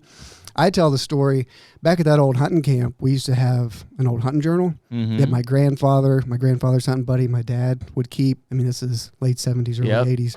When I would stay back at that hunting camp the night before to hunt, like, I would read that journal. Yeah. Like cover, front to back, mainly for the deer, but they would keep track of bears, turkeys, hornings was the rubs. It was walnut, like how hornings. What was the walnut You crop? just got horned. Yeah. The mask. I don't know. I was 8, 9 years old reading it back, and it just took me back. Yeah, that's cool. And I would read back through those journals, and my dad's name's Tim. Be like, Tim, 2 does, 3 spikes, 4 turkeys, 3 rough grouse. And my grandfather's Garland, November 11th saw 4 does, 2 squirrels, a bear, 2 rough grouse. I was looking for the deer, but the grouse always stuck out. They always to me. came up. For I was 8, 9 years old. I didn't know why. But Eric started his consulting business in 2001. He and I met in 14, started the Deer Hunter Project. That first piece of property my dad and I bought in 19, high elevation up on the mountain, was clear cut in 98. And I was familiar with the property. Yeah. Yeah. Trespassing. We get it. When I was a kid. We get it. But lost my dog over there. I had to go look for it. My dog that was literally an excuse for morel. Yeah, exactly. But so my dad and I were thinking about buying it. And that was our first land purchase. And you're spending thousands of dollars, big decision for the family, this, that, and the other. And the thought was, hey, we could hunt deer there, we could hunt grouse there. It was to hunt deer. It was a deer recreational hunt property. And I went I got it written in my journal. It was January 21st, 2019. So you're continuing the journal tradition. Oh, that's cool. I love to put stacks of it. Stack I love journal. to put pen and paper, but I went for a walk that afternoon. Dad and I had walked it, and we were familiar with the property, but still. Familiar. Yes. Spiritual person. I was like, I'm going to go for a walk this afternoon looking for a sign from God that this is the right decision for our family to make. In my mind's eye, that I'm going to walk around, come up over the hill. There's going to be this big, gleaming, horning. Big antler, right? Yeah. Or a big horning. There it is. For sure. But I didn't find any sheds, but flushed 3 rough grouse on that walk on top of the mountain. And that was a spiritual sign that I took that we were supposed That's to pretty buy this impressive, property. though. So it was clear cut in 98. So you're talking about, almost 20 years later and still holding grouse. Yeah. And then we had, not to finish the story, but yeah, we had, and part of the Deer Hunter Project, we had our podcast. We had Ben Jones on from RGS Rough Grouse Society and this is 2020, so 6 years ago. This time of year, 6 years ago, and we had Lindsey Thomas on from NDA, somebody from PF. It was just like we were going through the conservation orgs just for general species conversations. And Eric asked Ben, and keeping in mind, like Eric's in Ohio, I'm in Virginia. Rough grouse in Appalachia, like they're different than the Northeast and the Great Lakes stakes in Canada. And we were aware that grouse weren't doing super well in Appalachia, but didn't understand the severity of the situation. And Eric asks Ben, like, what's the current projections for rough grouse? And Ben was like, if current projections hold true in our lifetime, 0. Yeah, gone. Extinction, extirpation, like 0. Yeah. So that kind of lit a fire under Eric and I. And we had done some fundraisers with RGS to put habitat on the ground. Our first one we called the Bucks to Birds campaign, raised some money. We gave that money to the Iowa DNR, Northeast Iowa, where there are some ruffed grouse, which are super cool. Interesting. In Northeast we got Iowa. some stuff donated to, chainsaws, equipment, and what have you. Yeah. And then we did a couple more fundraisers in Iowa, Indiana, Michigan, Minnesota. Yeah, Minnesota one was pretty cool. It was aerial seeding where they had a wildfire for moose and grouse. Moose and grouse. It was awesome. Very cool. Yeah. What'd they seed?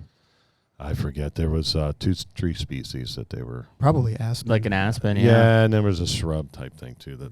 Yeah, I forget. Very cool. But as we were doing all that, Eric started to film a grouse on one of his clients' properties up here, and I always had grouse back home. The one that would jump up on the log. Yeah, I remember that. And we would put out grouse content on like the Deer Hunter social. We didn't really have any plans or goals for it. It's like, hey, here's a grouse. Let's see what happens. And people ate it up. And throughout all that, we just learned people really have an appetite for the species. Like people love ruffed grouse. People like to grouse hunt, but you take that out of the equation. People are enamored with the species. It's such a romantic bird.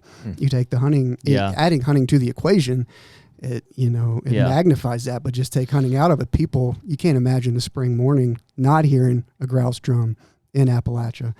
So.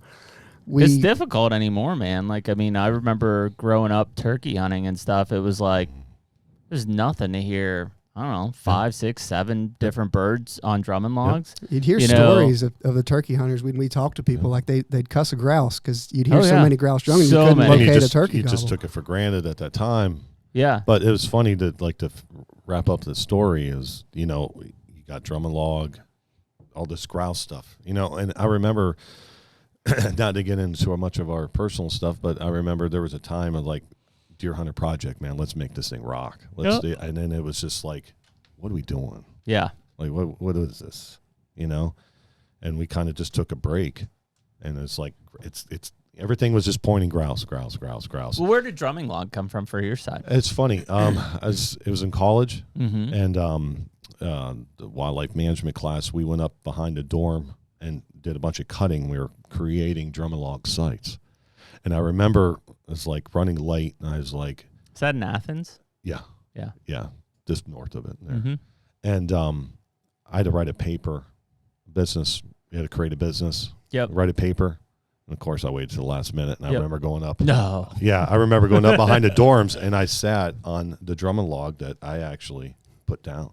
I remember sitting there and like, what should I name this? What should I name this? Oh, drumming log. Yeah. And it was a business on wildlife management. Yep. And I remember sitting when I thought about creating a consulting thing. It was just like that just kept on for no reason. Why would I call a deer management consulting business drumming log? Yeah. It just kept on coming back in my head. But anyway, okay, there you go. That's how we got it all. Yeah. So all that led to. Well, I mean, was there something before Give for Grouse? We had done some fundraisers. It was, I guess, under the Deer Hunter Project name. We had done some, but it was catered towards the grouse. Towards grouse, and then like Eric said, I am the type of person that I hate doing something without intent. Sure. And with the Deer Hunter Project, it was like, today we're going to do a podcast, tomorrow we're doing management videos, and then we're going to what are we doing? I like to have a focus and sink my teeth it was into driving it him nuts. Squeeze as much out of that sponge as I can. Yeah. And we didn't have an identity with Deer Hunter Project. And then, so that kind of led it. And again, like Eric said, everything was just pointing to grouse. And then we're like, well, let's go all in on this grouse advocacy and education side of things. And that's what led us to create the Give for Grouse Initiative, kind of, make that officially official, and then see what work we can do for the species. And again, mainly in Appalachia, because that's where Eric and I are from, our network. In parallel, per our last podcast, you kind of said, I need a change up anyways from deer hunting, and you found bird hunting. Yes. And so that obviously aligns a little bit more with the Give for Grouse side of things. Absolutely. Yeah, and it's funny. It's like I don't know if we talked about it before or not, but we've said this on other podcasts. It's like how we thought this was going to be not simple, by any stretch of means, but just hey, cut a tree. Yeah. Yeah. Oh, it's like I said it last time. It's like you got to plug this hole to plug this hole, and you got to plug this hole, and you got to do this, and it's like, what are we getting into? But man, to drive and trying to solve this problem that, man, it's bigger than grouse. Grouse, we've been saying it a lot lately, is just driving the truck. Man, do we have a lot? Literally. Yeah, right? Literally. I saw your creativity there. That's how it all works. No, it's just, man, there's a lot of issues that need addressed, and it has nothing to do with grouse that affects whitetail deer. Sure. That affects this, that affects that. Mainly relating to habitat. Yeah. And it's like, we're driving, basically, let's just call it 3 hours. I didn't see any, it's just a sliver of, of property from Ohio to here, so you don't see the large spectrum of it. But when I was driving and when he was driving, I didn't see any old field. I didn't see any young, early successional type habitat. And that's a lot of acreage. Yeah. 3 hours. Granted, it's just a sliver of whatever. It could have been right down the road, all of it. But at the same time, it's like, man. Yeah. Wow, we got a lot of work to do. We are lacking for sure. We talked for 2.5 hours this morning to Brandon Bentz from Pheasants Forever, and he's a regional. He told us his title, but he's basically in charge of putting together seed blends and helping prescribe. I think they do a lot of work with like EQIP, CRP, and the conservation program type stuff for that kind of stuff. And a lot of that was just like understanding where invasives came from and why is the habitat in a state that it is. And also mainly from a deer hunting standpoint, a lot of guys are like, oh yeah, clover plot, brassica plot, like rough switchgrass screening kind of thing. But it's like, I feel like we're evolving into, or at least understanding the bigger picture of like our habitat over our own properties. And like you said, just on a regional basis is lacking severely. Yeah. And it's a lot of work to get it to first of all, go back and clean up. Those invasives seem to be a major hang up on a lot. It's like you can't do anything until you fix that first. Right. And then proceed with all of the work to like put these trees on the ground or get the seed in the ground. Yeah. Well, I mean, from just for a lot of our listeners, just because they are primarily deer, like what are the limiting factors right now, or what's leading to the demise of grouse in Appalachia? Lack of young forest. A farm beyond number one. Because I know in Pennsylvania, like they'll throw West Nile. Like, oh, West Nile is a big thing for grouse populations and stuff. That's part of it, but when you say lack of young forest, let's use that example that Mark Wiley gave us, like in Ohio. Yeah, it's called FIA, I think, Forest Inventory Analysis. Yeah, and it's public. It's public knowledge. You can look it up, and if you go back into the 60s, 70s. Yeah.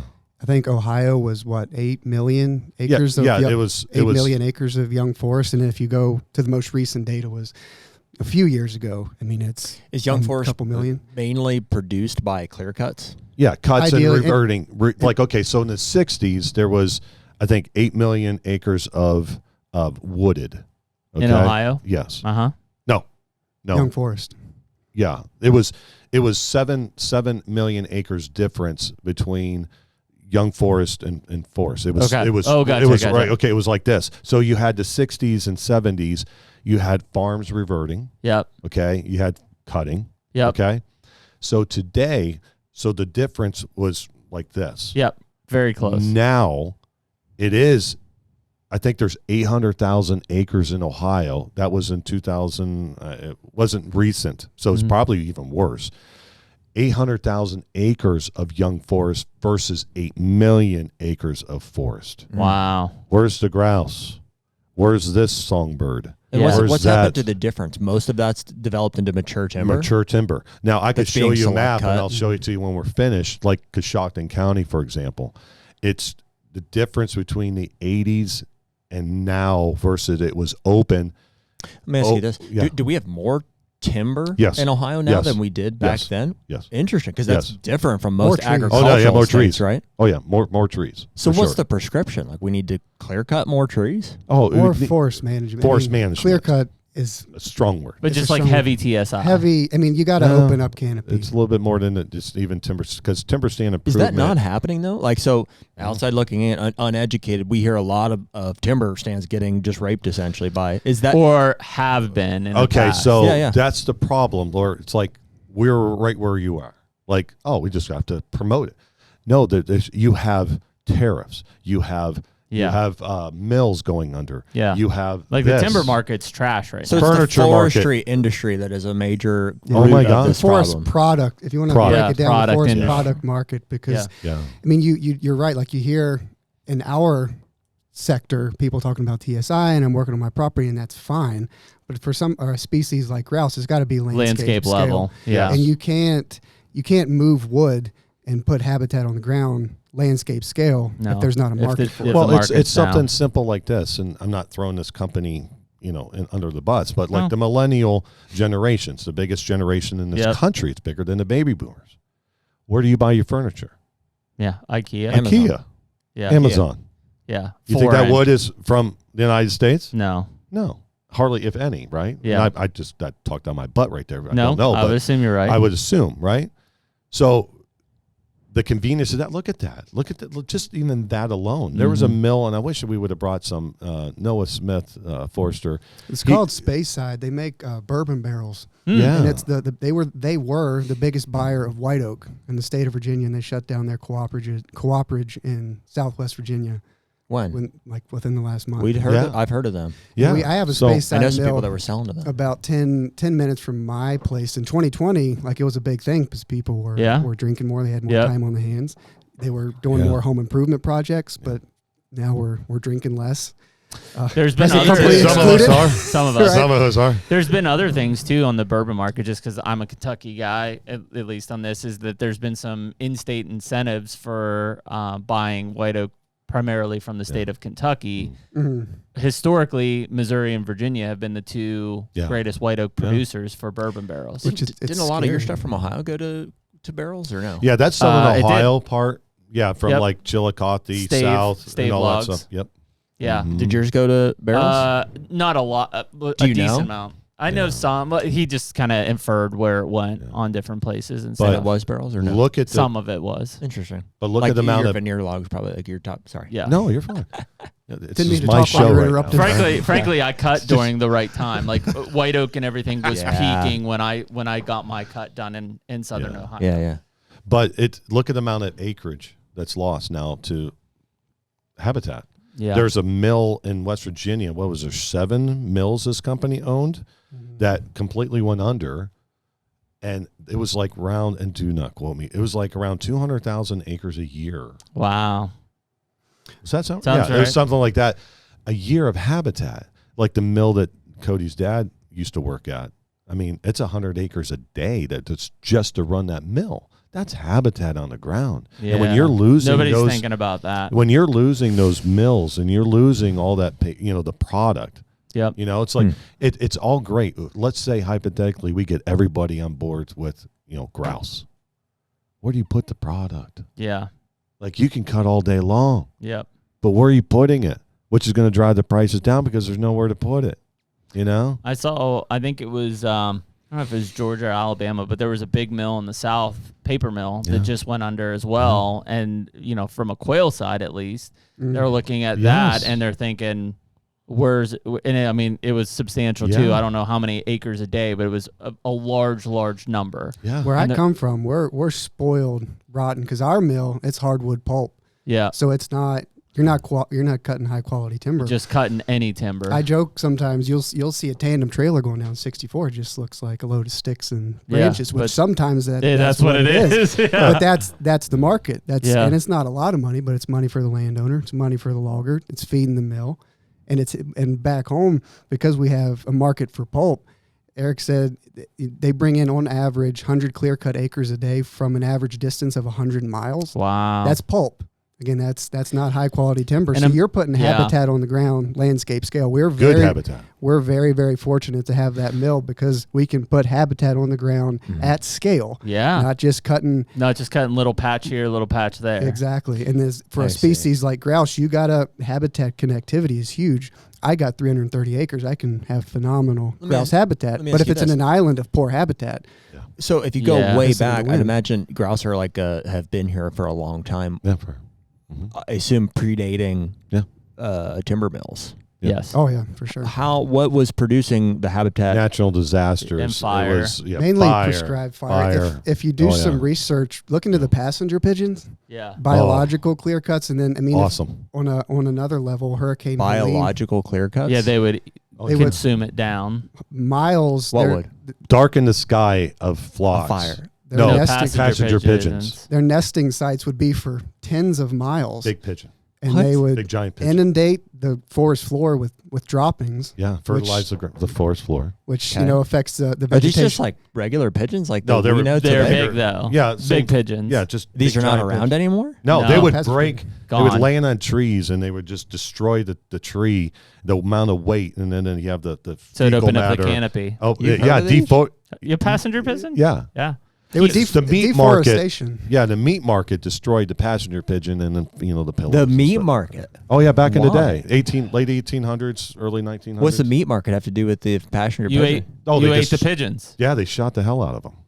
Who ate the pigeons? The people, civilians. It's like a dove. When? In the 1800s. Really?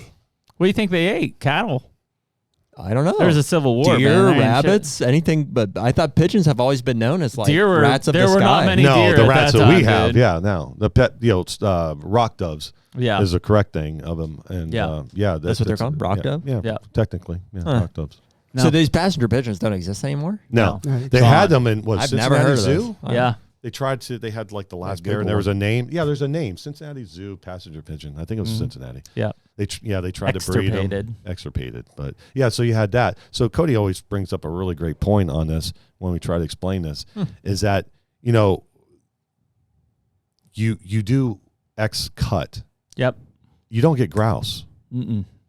And he tell the bat theory, like whitetail deer will automatically respond to that. Agreed. Wild turkey, the huntable species. What's that? I thought you were talking about the animal, the baseball bat. Yeah. Yeah. Like, when have I ever talked about a bat? Wow, I was like, Yeah. The This bat is crazy. theory. Little Talk brown about the bat? bat. Yeah, talk about the bat theory real quick. Well, yeah, it's, I tell people rough grouse habitat's like a baseball bat, and that there's a sweet spot in terms of forest age class. And that's what makes it so difficult to manage for grouse, because if you do a clear cut or any disturbance, fire can certainly be a part of that. But any landscape altering disturbance, it basically sets succession back to zero.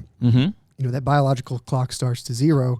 For grouse people, it's a blanket statement, but that ideal sweet spot is young forest, 5 to 20, 25 years old. Depends on aspect, a dozen different things. So if we're talking about like a clear cut at 0, right, we need 5 years on that before we hit the sweet spot for grouse. That sweet spot is typically 5 to 20. Anything younger. So at any given time, you want to have forest that is 5 to 20. That exactly. Yeah.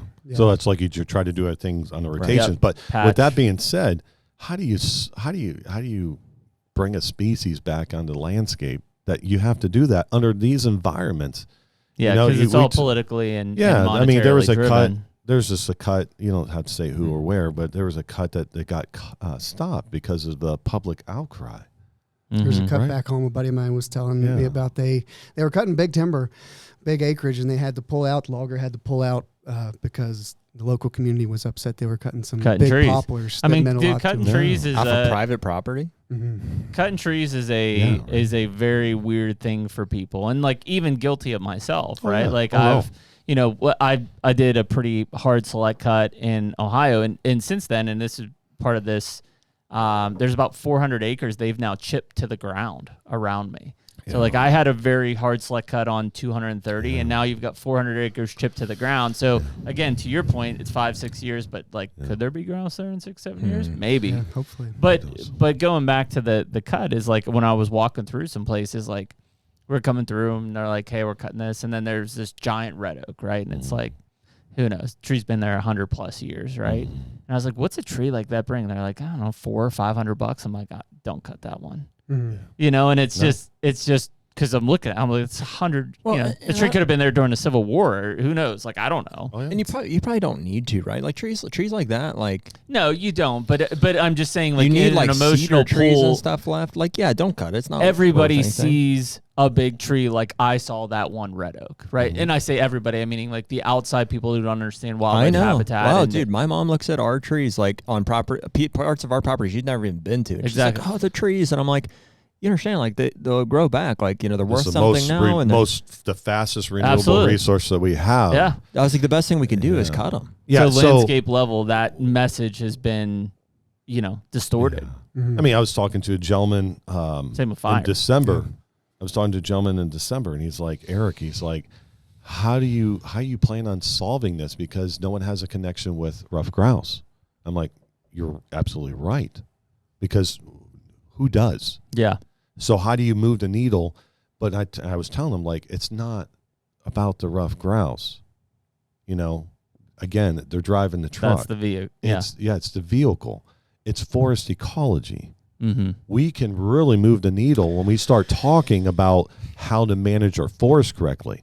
And those species like the gold-winged warbler and other birds. Songbirds. Yeah, All the songbirds. birds. Songbirds are super cool. Oh my 'cause God. If you talk about There's a big momentum movement around them. Absolutely. a healthy forest, songbirds utilize like every layer of forest structure, like your scarlet tanagers, your warblers in the canopy. Canopy down. You have your your grouse, your forest, they're a terrestrial bird. They're on the forest floor, and woodcock, those birds that make use of the mid-story. So using birds as that vehicle to move the needle for forest management.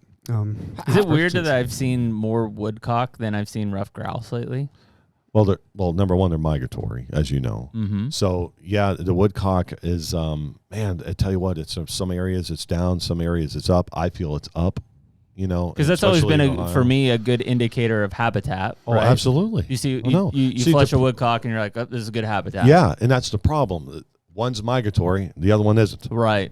It's like you could do all this work, and again, I'm doing it for grouse. Yeah. And you do all this work, and they're like, yeah, and nothing comes. You're like, oh. Yeah. No. You still won. You created life. You're still killing it, man. You're doing great stuff. Yep. Yeah, it's something else. It's very complex. It's a lot of easy. None of it's difficult. Grouse is a keystone species, right? Oh, absolutely. Because it's our state bird in Pennsylvania. Yeah. Which How cool is awesome. is that? Yeah, that's what I did a lot of my research on at Penn State. In fact, one of my first wildlife jobs was I would get up every morning and I would do a track line and count flushes. Oh yeah, that's what I did. They paid me to do that. I'm like, I did this anyways. And I just shot them. That was the other difference. Yeah, and how do you shot at them? I should say. So how do you get the millennial generation, my son's generation, Gen Z and stuff like that? How do you get them engaged in forest ecology? Because their whole life is Lorax, right? Don't cut the trees. Don't cut the trees. That's their, that's their thought process. Mm-hmm. But that's the thing. It's like the Rough Grouse Society and other people. Like, I've seen presentations from organizations on forest ecology, and it's like, it's above my head. Yeah. And you're talking that to a town hall. Yeah. Who already doesn't want to cut a tree. Yeah. So, and that's where we come in. I feel like our storytelling ability and able to talk to people, it's the more times we get on this, the more people learn about us, and more we're able to put out more content, and stuff like that. I just think we have a lot of momentum. When you agree, Cody? We got a lot of momentum going, and it was just, we're going to get there. Hunter Podcast is brought to you by Gateway One Boots. Yeah, man. Dude, boots and just footwear in general are just such a big part of the overall system. When you talk about apparel, from bows to tree stands to the boots are the one piece that always goes on top of the bin. And it's a big deal, something we haven't talked a lot about until we've landed on a boot that we really are enjoying. Yeah, and you and I both are rubber boot type of guys when it comes down to our bow hunting side of things. And as we think about it, there are some concepts around the boots that we want. We want an athletic fit, which is kind of weird to discuss when you're talking about boots. We don't want it just big and floppy. Hugs the toes. Exactly. We want to be able to have a good all-season boot, but also a warm boot when it counts. Keeps the toes warm. And we need good grip on the bottom so we're not slopping around and sliding around on the mud. Keeps the toes moving. There you go. And so Gateway One Boots covers all of those things. They have features that focus on all of those. From the woodwalker to the pro shooter, when we're talking about that one that's going down to the negative 40 degrees. Yeah. And ultimately just an overall boot that's going to perform throughout the entire hunting season for ourselves. That's right. We've been wearing them for a couple months, and we just can't be happier with all those aspects that you just ran through. And so if you're looking to get into a pair, you can use code HUNTER, HUNTR, on the GatewayOneBoots-USA.com website. I know that's kind of a mouthful. If you Google Gateway One Boots, you can use our promo code there for a discount. Tough by nature. What is the mission of, and what is the vehicle, right? So or what would be the objective? So you guys are on podcast creating your own content, trying to have conversation about grouse as an entry point, but habitat and we just heard what you just were saying. So what's the goal? Is to raise money to donate to foundations who are doing habitat projects, or how? No, it's big picture, to do meaningful work for the species in Appalachia. We're small right now, but we'll to become a nonprofit. Mainly regionalized here, for the time being. And again, it's a two-man band at this point. And gosh, up in the Northeast, they call them ditch chicken, and they're a different bird. This is where they need the most help and the most support and the biggest voices. So is here. this something that can be done with an individual incentive, or just by talking about it, say, hey, let's go out and do that? Or is it literally gearing towards changing the industries that were once? For there to be landscape scale, it's got to be policy and legislation. Yeah. And that's not to diminish what we're doing. Okay. But part of what we're doing is part of it. So what policy and legislation can aid in that effort? whatever it takes to move hardwood lumber. But like so you're talking about the market proposal, the tariffs. Well, that's what I'm asking. Is crippling. Like there was a tax credit proposed last year by I think the American Hardwood Lumber Association. I don't know how far into it got, but as a homeowner, you would receive a tax credit to use hardwood lumber in your home for flooring, trim, whatever. That's market. That's real. That's landscape. That's something that incentivizes landowners to from like the non-consumptive user all the doing way down, it credits down to make the forest all habitat. The way down to the bottom. Yep. And the other thing too to go along with that is the social aspect of it. Like control burning was taboo. You couldn't control burn. Yeah. Fire was bad. That fire bad. Now look, I mean, you're still burning. Is in Ohio. Well, I mean, I'm 1%. You know, a lot of people are like, fire is it's more socially accepted now than it was. I mean, look at the ago. management stuff. Look at all this. Sure. And forestry. Frankly, I think a lot of that's come from the disasters out west where fire's been blocked, and because it's been blocked, when these wildfires hit from an arson or whatever, and they just cause mass damage, right? It's like, hey, listen. These could have been prevented had we been doing controlled burns throughout, but you guys don't want it. Right. And having that example, I think, is a big point because it comes down to a choice. Right. Either we manage our forests or don't. And we say if we don't, this is what happens. Exactly. Taking fire off the landscape in the West, like the mega fires are the consequence of those decisions. You guys are right, though. We're seeing a lot of burning on the line. I can go on Instagram and I can see guys burning the properties and the benefits that come with that. Look what we did there by talking about it, discussing it. It took some time, right? They burnt in Gettysburg Battlefield the other day. No shit. Right?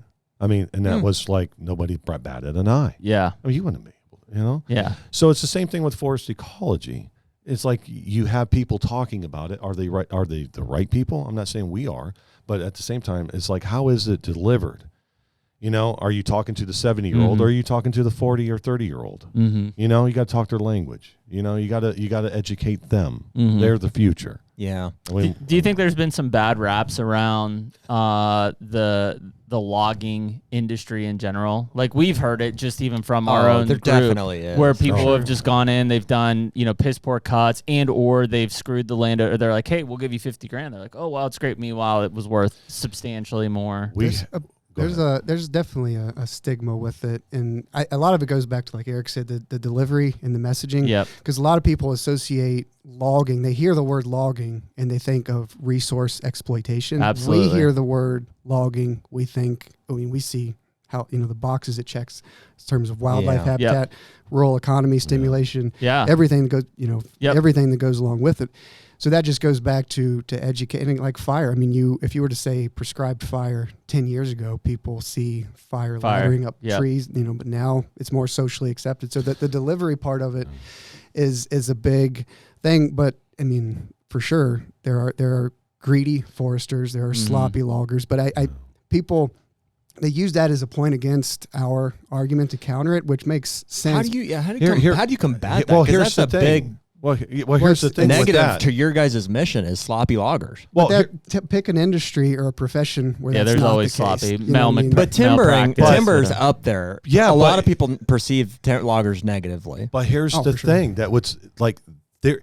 People are just calling a logger, not calling a forester. I know. So that's where we need to we need to educate the public so that way that stuff doesn't happen. If you had a forester, you wouldn't have neglect from those poor guys. They know who the poor guys are. So up in Northeast Ohio, I mean, you have people that are looking at obituaries and they're just chasing. Yeah, chasing We property. have a forester. Yeah, they're chasing people that don't know. Yeah, like somebody died. I'm going to call up. Yeah. So and then the poor BMPs, best management practices. They're not following that. So you have to educate the public. Like we kind of joked around, and we need to follow back on this: a call before you cut type thing. Now, Division of Forestry has that, but it's not enough. They're Let me ask you this: from a policy standpoint, would there be a benefit could you enforce some sort of credentialed? Like you can't just use a logger to cut your own timber. Well, I don't think you need to do that. Yeah, I myself. That's what's happening is people are just knocking doors and they're saying, "I'll give you $40,000 for your timber." I think, and they're like $40,000. Yeah.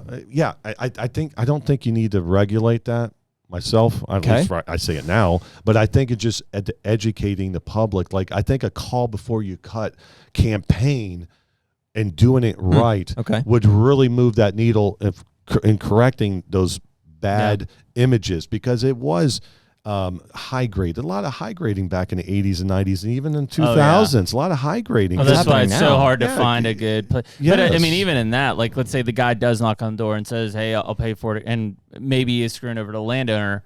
From a landscape level, would we rather him cut the trees than not cut the trees? Yeah. You know what I'm talking about? Like, that's the difficult. And I don't want any landowner to get screwed out of the money. No. But at the end of the day, if that's what it takes to get trees cut from a wildlife habitat standpoint. Okay, so that begs the question, are those types of cuts beneficial to enough of habitat? Them? Well, the thing is, a lot of them are select cuts. A lot of select cuts, and it's not quite enough.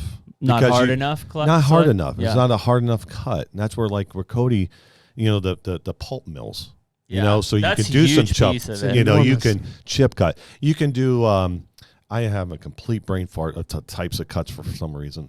There's shelterwood. Shelterwood is becoming more and more popular, which is fairly clear, except for it's producing almost trees. A savanna type type environment, and like with grouse.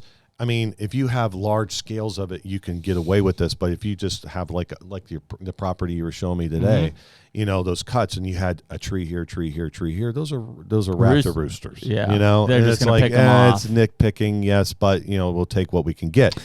But and for a lot of people, they look at those as they're like, I need those trees to, let's say it's a white oak. I need that white oak so that acorns fall, and then but the acorns are already in the soil. Each year, almost, how many tens of thousands of acorns. And then you have blue jays that are actually the blue jays, the number one distributor of acorns. Really? Oh, yeah. That's a little fun fact for you. I love blue jays. Oh, yeah. Blue jays. Mm-hmm. Yeah. Oh, yeah. So, blue jay, it's so cool. So a blue jay, let's say I pick up an acorn. I can fly up to what is almost several miles, right? 3 or 4 miles. 3 or 4 miles. The plant, they plant roughly around 2,000 to 3,000 oak trees a year. Oh, so you don't need oak trees. You just need trees that blue jays want to land on. Yeah, so it's really neat. What's really cool, it's like, let's say I have an acorn. How do you promote blue jays? Yeah, bird feeders. Right? Give for blue jays. Yeah. Give for blue jays. Yeah, so I pick up on blue jay, I pick up an acorn, and I fly, and I'm like, this is a good spot. I like the spot. I land, and I look over, and there's Jared looking at me. He's no blue jay, and I'm like, I'm out of here. Nope, I'm out. I'm going to go somewhere else. Left my acorn. Oh, yeah, because you're going to come rob me. Like, I know you would. Mm-hmm. Yeah, right. Yeah, you look like that guy. If I was a blue jay, I'd beat your ass. Yeah. But it's stuff like that. Mm-hmm. But it's at this point, we'll take what we can get. It is the narrative change. Like, I agree. Yeah, it's a narrative. It's education. And it's like, how do you, because here's the bad thing. Like, unfortunately, our society doesn't want to be educated. Right? They're too busy. They know everything. They know what they want to know. If they need to know something, they're going to go on YouTube, and it's going to be a how-to whatever. And nobody's searching how-to forest ecology or how to.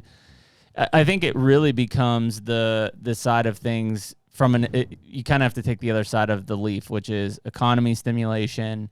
All of the things that the majority of people embrace, and then we get the indirect benefit, which is better wildlife habitat on landscape. I'll tell you what we hear, at least, and this is especially in, I think, a little bit in Michigan, I know Minnesota for sure, maybe Wisconsin for sure, in Pennsylvania, is these large swaths of state and federal land that aren't cutting. Probably recently because of the market and tariffs. Yeah. But by doing that monetarily, they are dramatically affecting the wildlife quality of habitat on landscape level things. And it's like, I get it that you all are doing it because you're protecting the resource and you're trying to make the most money, but ultimately you still have a responsibility to the wildlife, which ultimately then comes down to the hunter level. I love what you're saying, obviously, and you see me grim.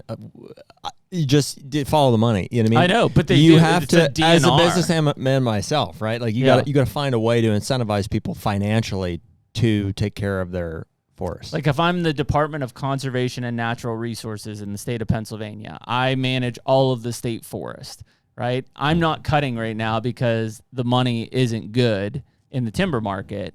but yet I still have one of my 3 pillars is wildlife management. How can you justify one and not the other? Because money's more important. I know, but that's what I'm saying. That's where the people can have the pushback on the political aspect of things. So, like, listen, if you're going to manage the state forest, it's not just purely cut it down and make money on it. It's to manage it from a recreational standpoint. But the people in some way are downstream of that money flow. So to a point, they're going to say, well, do you want the, are they downstream? Do you want money or do you want good trees? Frankly, I would say most people listening to this are like, I'm not downstream of state money. If anything, I'm paying them taxes on top of this bullshit. Yeah. Well, in that example right there, I mean, if you're a grouse hunter, you don't care. You don't care. Get it done. All the deer hunters in northern Minnesota will tell you right now that when they stopped cutting and fawning cover went down, the wolf predation went through the roof, and now there are no deer up there. And it's directly correlated. Yeah, it is. Again, look what we just talked about, how complex all this is. Yeah. Well, it's straightforward, though, in my mind. It's like, how do you financially incentivize people to cut more timber? Yeah. The tariffs have been a big detriment to it. Part of it a sure. monster. See, to me, I think on the local aspect of it, I think it's like, in Ohio, you have the CAUV, the tax thing. And we were explained by the one forester, it's like people see that and like, I'm done paying these taxes. I'm going to enter in the CAUV. So I need to I'm going to just have a logger come in and do his thing. That's the problem. You had a logger come in. Not that they're not capable of doing X, Y, and Z. You need a forester. And then that trickles down. I had Jim, the forester, come. The forester becomes very important part of the puzzle again. Mm-hmm. Okay? Yeah. It's a long process. Yeah. It's gonna, and that's just one. That's just issue. One finger and one hole that you got to fill versus the other 10 that you have to get it. But we're going to become a nonprofit. I mean, here shortly. I mean, we got a lot of good ideas, a lot of great things that are happening, and not to put you guys at opposition on it, but like obviously, Rough Grouse Society exists. Is there? Yeah, I mean, listen, we've been not in a very harsh critical way, but we've been critical of groups like NDA. We've talked about it. Oh yeah. NDA is not QDMA, right? From a management side, there is no deer group that is representing us from a management, providing information. It doesn't exist anymore. Yeah. QDMA was that. It's no longer in existence. NDA is not that, right? The different model. So, I've followed Rough Grouse Society for a long time. I don't think I'm a life member, but I was a member at one point, if not currently a member. Does that not seem to be habitat focused, or where is their focus as a organization? I think, candidly, Eric and I talk about it a lot. Of all the conservation organizations out there, and again, I don't know what they do day to day. I don't know. Yep. I know a couple of their foresters who are super, especially the ones that I've worked with. Ben, when we've talked to him, he's been great. From the outside looking in, I don't know their day to day. They seem to be one of the better. Okay, they are. Because actively involved. Because like you said, with NDA, lobbying. What are they? If Eric and I were talking. I don't know what you guys are doing right now. I don't know. And that's just a fair question that I feel like I would deserve a fair. And you might rock in it. You might be rocking it. Well, with RGS, they recently brought on 2 new people, Carl Malcolm, Mark Hatfield. They're trying. They have this. So they have active field foresters, and it's called their Dynamic Forest Restoration Plan. Okay. Which I only know how it works. I've never seen it put into action. Theoretically, and on paper, it makes perfect sense. Dynamic Forest Restoration, DFR. It's basically concentrating the habitat that they can put on the ground, timber harvests, facilitating habitat work where there are grouse, like instead of doing what they call random acts of conservation and just hope that a grouse shows up. It sticks. Yeah. All right, we know that grouse are here. Yep. We're going to do work best we can, landscape scale on public land, and then we're going to identify those areas and see how we can connect and work with public land and private landowners to connect those habitat types, facilitate as much habitat on the ground as we can. That's all that I know on the plan. To me, theoretically, it sounds amazing. Show me another organization that's doing that. And again, I know most of them are under the gun, right? Like DU, NWTF, all of these guys are making a lot of money. I forget.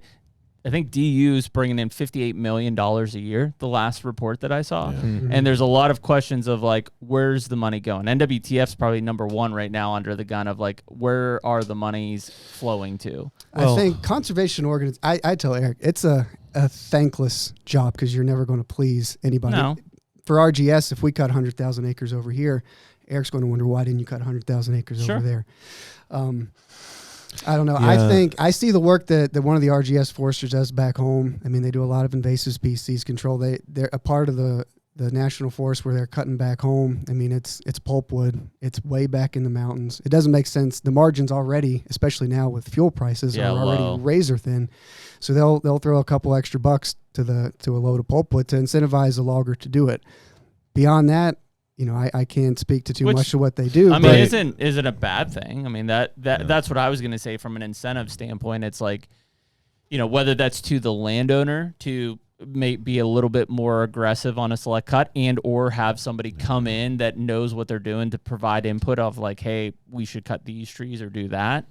But beyond that, on a landscape level, like, I don't know how.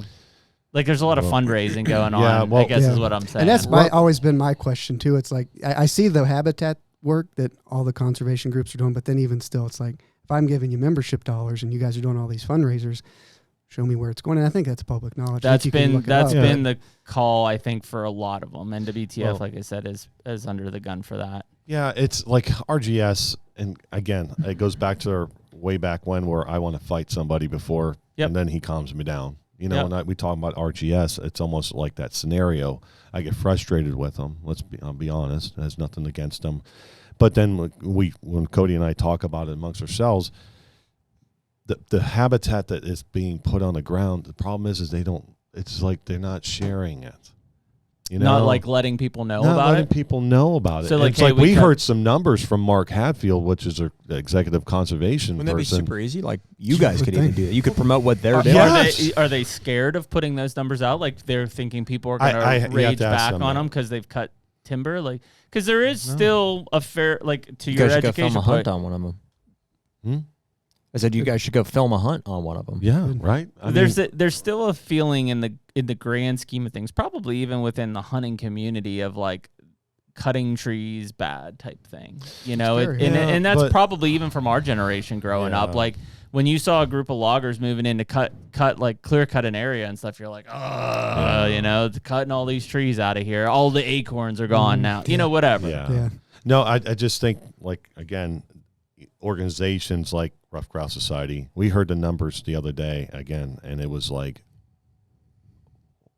where is that at? Yeah. What is going on? Do we have a map of where that's at? Yeah, right? I don't know. Like, that seems like the number one thing would be like project here, project here, project it's here. It's very easy to criticize, and I'm quick to criticize, a lot of things. Us too. Yeah, so it's just like I get frustrated with them, but Cody's always the calmer of the two, and he's like, no, they are killing it. They are doing a great job.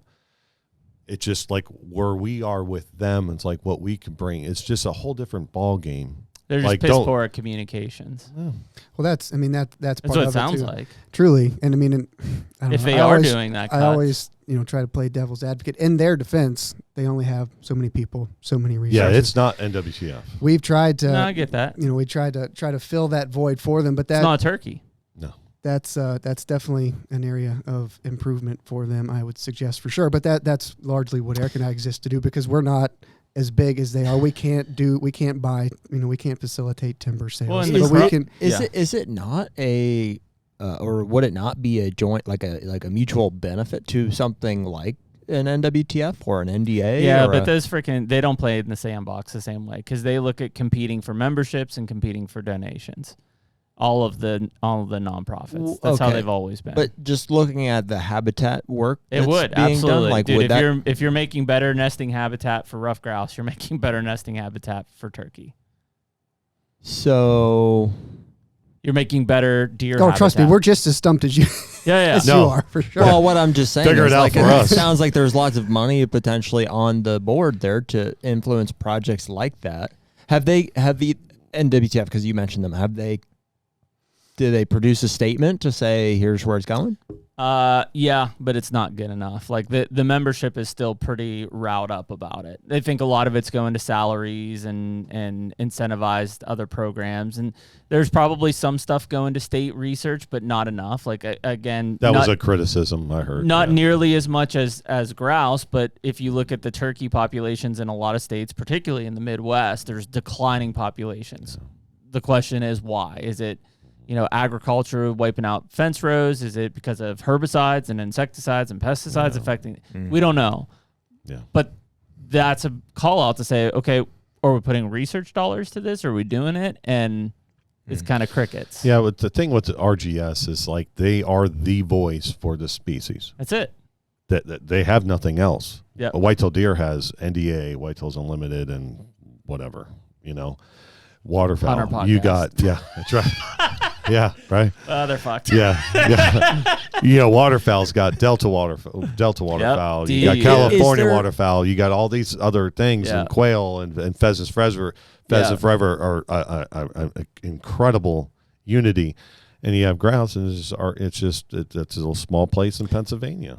I don't know. I don't know the correct political position, but is there somebody that represents or is a liaison of all of these groups of organizations that can, in my mind, it's a lobbyist, but that may be at the state level. I mean, they all have individual lobbyists that they're paying for certain activities that they want, mainly at the DC level. But do those guys meet and say, hey, we could all benefit from? No, dude, they don't cross paths at all. They wouldn't even pee at the same urinal together. Yeah, they might say publicly, oh no, we work. Yeah. They don't. No, it's been the problem in this space for a long time. It was a problem with QDMA back in the day in that, they were very isolated. It's why they got labeled to be, rich white guys club, essentially. But the reality is that there are some political hurdles that have to be crossed, but mostly at the state level, not at the federal level. Mm-hmm. And then even at the state level, we're just seeing it now in talking about Josh in Michigan and what's going on in Missouri and New York and some of these other places. There are individuals who are not nonprofit groups that are having to take the lead essentially to get shit done at a state level. Skip Sly being another one. That's not a knock to the nonprofits that exist currently, but I don't see anybody rallying the hunting troops, which ultimately are the voices that the legislators are going to listen to. I do think a lot of them seem like, and I don't know, I'm not involved, but it does seem like it's easy to get complacent once you get a member base and you have income coming in, and it's salaries need paid, and then it's just we're here, we exist. The two that I think have done a really good job, and we've talked about them here recently, is Safari Club International, which gets a bad rap because people think SCI and Safari Club, they think rich guys elephant hunting. They were the ones who were probably the biggest backer for Sunday hunting in Pennsylvania.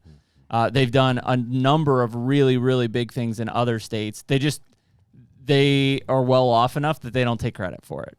And Hunter Nation is the other one. Hunter Nation was really big in Pennsylvania legalization of Sunday hunting. I know they've been big in Michigan stuff. I know they've been big in several other states, especially around delisting the wolf. So you've got two groups like that are, actively doing stuff. Lobbying for But then you have species oriented, because those guys are not species oriented. Then you have species oriented, which is NWTF, right? Which is Pheasants Forever, Quail Forever, just Rough Grouse Society, which technically is NDA, which is DU as well.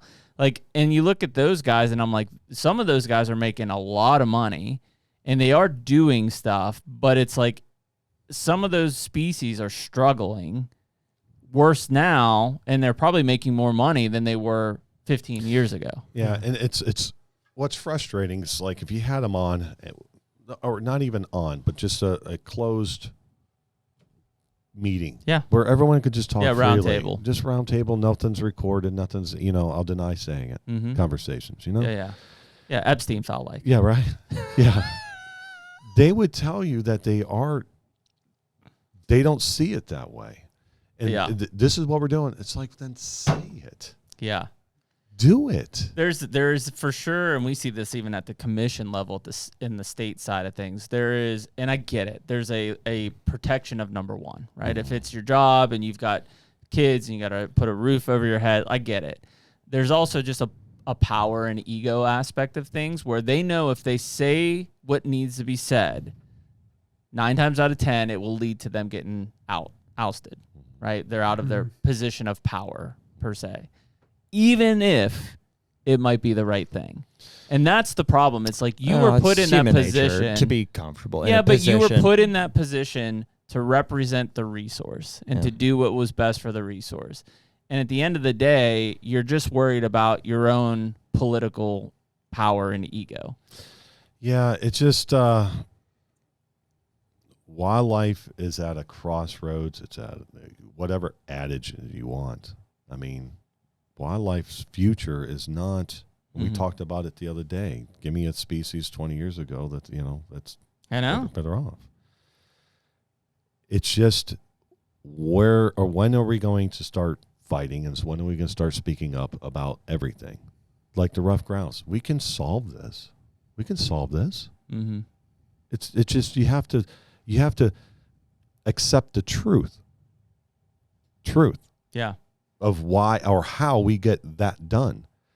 The problem is we live in a society in a world that, that truth, it hurts. It doesn't feel good. It doesn't meet my feelings. So you're going to need to go around and figure it out. No, that's not how wildlife excels. Mm-hmm. It's the truth, And how do we, everything can be solved. The CWD can be figured out. Mm-hmm. What we need to do with EHD. Mm-hmm. I mean, name it AI with artificial. We have it. We have the ability to do it. Yeah, I mean, avian influenza. Name all the stuff that's going on in wildlife. We can solve all this, and it all begins with the truth. Well, and I think to Jared's point, I think you're right in terms of the groups sharing a lot of overlap, right? Like, let's talk the timber market and in the tariff side of things. Like, clearly, tariffs are hurting the timber market. Mm-hmm. If we looked at it and we said, okay, if we did a proper cut with a forester who knew what they were talking about to go in and consult on a property and say, hey, this is what we need to cut. And you had groups like RGS, you had groups, hypothetically, like an NDA and an NWTF even. Just put those three into the same bucket and know that all three of those species or four of those species are going to benefit from a similar cut. Yeah. Right? Yeah. And they all were like, hey, we'll put a quarter, right? Whatever. X, on what needs to happen on a white oak or on pulpwood, whatever it needs to be to make it worth that forester. Yeah. Right? It will add up when we're talking about hundreds of thousands of acres. That's what I'm saying. Those guys need to, because, dude, there's just not enough people that care about deer or turkeys or quails for that to be the motivating factor. They need to get together and figure out what financial incentive is going to align with management goals. But it could be small, right? Like we're literally talking like on white oak, right? It's the difference between $1. I like that foot idea. If they're going to sponsor or co-op dollars on like timber cuts, we're talking like now you're talking nickels on the 1,000 board feet type stuff, right? Like it is effectively. They do buy timber, right? Didn't they buy RGS? Did they buy timber? Yeah. They'll do. Yeah. So, but of the three that I'm talking about, right, especially an NWTF, right, that stands to benefit from this, we're still missing the key whitetail group in this country. Like it just doesn't exist right now. Well, we have to remember this: is that despite Rocky Mountain Elk Foundation, I'm sure there's people I don't know nothing about them. Outside looking in, I think they're phenomenal, but I don't know anything about them. But you have people that are probably bitching about them. Absolutely. NWTF. Dude, every one of them. All of them. Every one. Name one. I'm sure people in the Bluebird Society are sitting there complaining about the people in the Bluebird Society. But here's an interesting fact on Rocky Mountain Elk Foundation, though, is like, so I got a chance to go down and hunt Kentucky elk this year in eastern Kentucky. Mm-hmm. Most of that ground was influenced by RMEF in the Kentucky branch there. Some of the best rough grouse sightings I've had in 10 years. Really? Because of the way they're managing that habitat for elk. RMEF and RGS, they partner on some projects. It's a no-brainer overlap. Yeah. So, despite how people feel about them, you have to understand they're the only voice for the species, as frustrating as it gets. Yep. as frustrating and screw you, I'm not giving you my $50 for $40 for membership. I'm done with you. I know it stinks. I know it sucks. I know you're frustrated, but you still got to do it if you can financially. Support the Sportsman's Alliance. Support the Hunter Nation. You have to support the stuff, because if not, it all goes away. Most of these people don't care. Like, I guarantee you, most of the people listening to this do not care about the $50 they give to an NWTF. Yeah. What they do care about is, of that $50, where's it going? Yes. Right? Is $10 of that going to salaries and et cetera, and $40 of that going to habitat and research, or is it the other way around? Yeah, because that's what's in question right now. Yeah. If it's the other way around, well, then we're ass backwards. Yeah, I don't know how to. You have to have them. If that's the case, you have a corrupt organization. That's what that is. Well, yes and no. Like, obviously, the downfall of all of the United States economy is the fact of, like, we've got minimum wage in some states of $15+. Like, it just costs more to produce shit. And so when you're talking about administrative level jobs like that, they're expensive. Yeah, it's much like picking on NWTF. Look at their convention. They still, as much as people are talking about craziest convention, talking about that subject of, okay, where are the dollars going? You guys are blah, blah, blah. But look at the convention. Off the charts. They ran out of room. I mean, they ran out of room. It was so packed when I was there this year. It was unbelievable. People, and it's a good thing, and it's also a bad thing. Don't be sheep. But it's the same thing. It's nice to see that crowd there supporting the organization. Because they love the species. They love the species. Again, they love the species. So that is the organization that represents the species. Yeah. No different than right now, RGS is the one representing grouse. I mean, we don't know Dr. Ben Jones very well at all. And like I said, the times that we've talked to him, I mean. Is there a rough grouse convention? No. It's all part of Pheasant Fest. Pheasant Fest. So they're just trying to overlap the demographics. Yeah, but like, Ben, I mean, he's a great guy. Yeah. I'm glad he's. I'm sure he feeds off us. We feed off him. I mean, Freezer's fixed, so. Oh, he's ready to rock now, man. Yeah. But no, it's just, and we always told Rough Grouse Society, like, do not be afraid of us. We are no. Absolutely. What are you doing? It's getting you fired up. Happy birthday. Oh, my God. Happy birthday. Hunter Podcast is brought to you by HHA. Man, just another great partner. HHA sights have been on our bows for damn near a decade. They're reliable and durable. And when we were looking to make that change from a multi-pin to a single pin, it was HHA that was there for us. That's what did it. I think we were dealing with some target panic years ago, or whatever issues we have. We just needed to simplify the process and lean into equipment that works. And for us, like you said, almost 10 years ago, that was the HHA sights. Yeah, and I mean, we've been through a bunch of different models, the Tetras, the Nitrix, to now Nitrix Pro. Yep. Have the single pin, or I've got the X2, which actually has 2 pins on it. We're using Picatinny mounts on our Hoyt bows. And with today's model of bow and the speed that you're putting out, these single pin adjustable type sights are just a no-brainer for anyone looking to simplify their whitetail hunting. That's right. They've got something for everybody. So right now, you can go to hhasports.com or to your local HHA dealer to check out any of these awesome sites.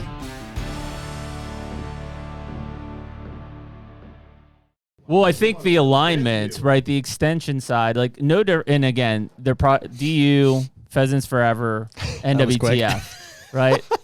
They're all probably too big for where it needs to be, but frankly, all of them need an extension very much like you guys that can communicate to the public. Yeah.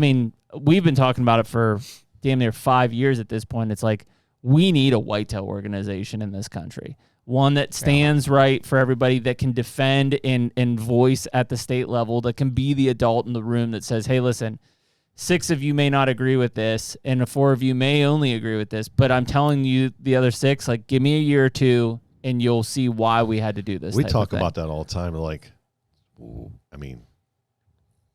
I've been in his ear to do that for many years. Needed, an right? Organization. Yeah. Needed. No, it's like we talk about it quite a bit, and you and I discussed it. I mean, look what was created because of a window. I know. Of greatness. Yep. And then it disappeared. Gone. Now look what's created because of that void. Yeah. Yeah. The Roman soldiers are running amok. Yo, it's nuts out there. Yeah. It's complete. It's because of that void. I strongly, and you cannot convince me otherwise. You and I discussed it. Like you created pretty cool stuff. Yep. And then it's gone. Yep. And then where's the leadership? Where do I turn to? What do I do? Hey, I'm going to do this. Hey, I'm going to do this. It's you had no fragmented. checks and balances. Not that QDMA was a check and balance, but it was at least a structure. It was a structure. You sought out them to get approval or whatever if you had some crazy product or something. You know what I'm talking about. Well, dude, and what DU and what NWTF, all these other guys don't understand is whitetail deer are the tip of the spear. Right. And there's no one right now there. It's a dull point. It's wild. Right? That's the case. It's why is that? Think about so it. Bizarre. The number one hunted species, right? I mean, in North America. In North America, and you don't have 10 million. And there was at one time. Yeah. And it was great. Yeah. I mean, my life was built around the QDMA. It created Drum and Log Wildlife Management. It created, and frankly, it was 10% of what it should have been in terms of size. Yeah, right. Do you think it's like has anything to do with like a unattainability of the species? Like no. It very much has to do with cultural differences amongst the states. Like there's a very, very big void of like how deer hunting is seen via political state lines. Okay. Whereas if you look at like waterfowl, it's like use turkeys. Use the NWTF as a contrast. You pretty much turkey hunt the same way you turkey. It's just different timing based on breeding cycles. But like you're going to turkey hunt the same way you do in Mississippi as you do in Pennsylvania. There's no real difference, right? But why is that different from deer? I don't understand. Because deer, in terms of state, from legalization of crossbows, how the state handles non-residents, 2 buck tags versus 1 buck tag. I don't think it's but that different. Here's the thing. Oh, very different. Why? What's different about it? Just the way that those states, in terms of the deer hunter from a cultural standpoint, view things in their state versus another state. That's hard to bring in from a national unity. But you have to think about this, though. Could you create a QDMA today?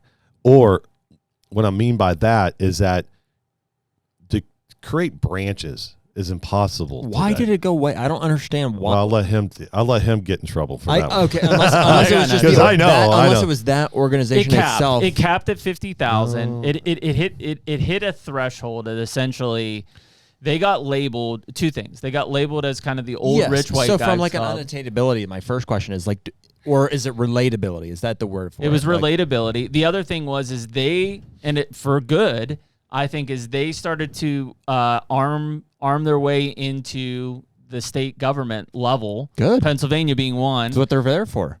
And did antler point restrictions, and they increased concurrent buck doe harvest and things like that. And that change from the bulk deer hunting side was looked on as like they were the devil. Basically, like you're imposing your trophy hunting on me. I don't want to do it. They were very effective at it, right? And so those 2 things, like there was a level of people that I think were relatable. I can see a difference potentially between like a QDMA and NWTF, or just deer hunting and turkey hunting. Is like there's a trophy aspect to deer hunting that does not exist with turkey hunting. A 2-year-old bird's a 2-year-old bird, right? Yeah.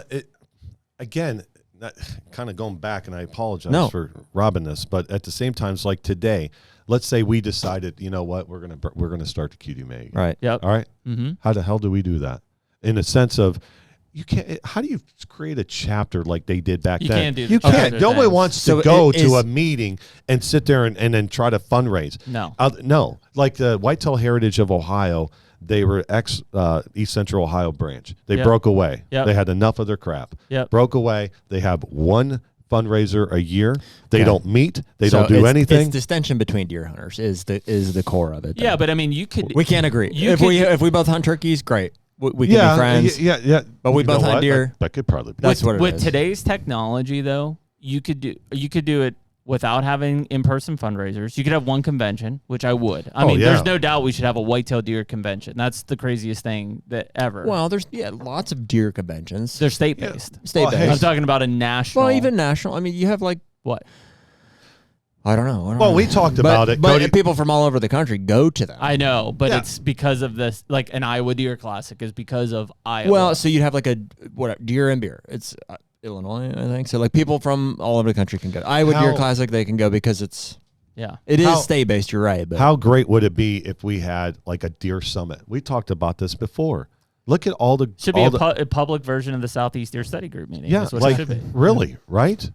Like we've discussed this. Like Absolutely. we look at having, and then you break away in sessions and you try to brainstorm and try to maybe fix problems and discuss problems that weren't out there. At least a summit, at least a get together to discuss. Why is NDA not doing that? At least? They don't have the bandwidth to do it. There's a bandwidth. The two biggest things that you have to find, and I would absolutely volunteer for it, is number one is you got to find people that are not financially dependent on it. Yeah. Right? And that's a hard thing.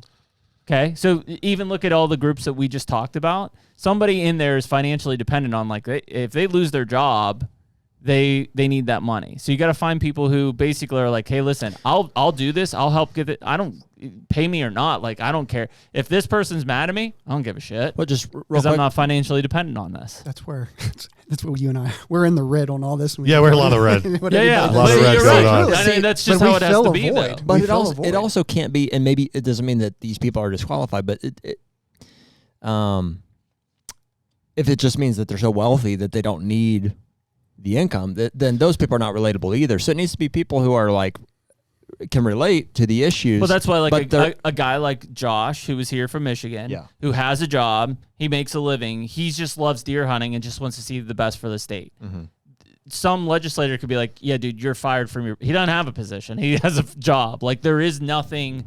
Nobody can terminate him out of that. That's what's frustrating, that there is not that one thing like there used to be. Cause I think it's the distinction between deer hunters. Yeah, but look, how great would it be? There always will be that. There's a million deer hunters out there that would be part of a group today if it existed and it had the right mission and it had progress. Well, no, but because what mission can a million hunters get on board with, or whatever the number is? Yeah, but again, that's going where back we're all to where, like, again, I know it's cheesy, but a summit to where Jared could go and sit there and in a breakout session, talk about what he feels and how he thinks. There's a mediator, and then you have all those different personalities and all those types of management coming together where, okay, we are on the same board.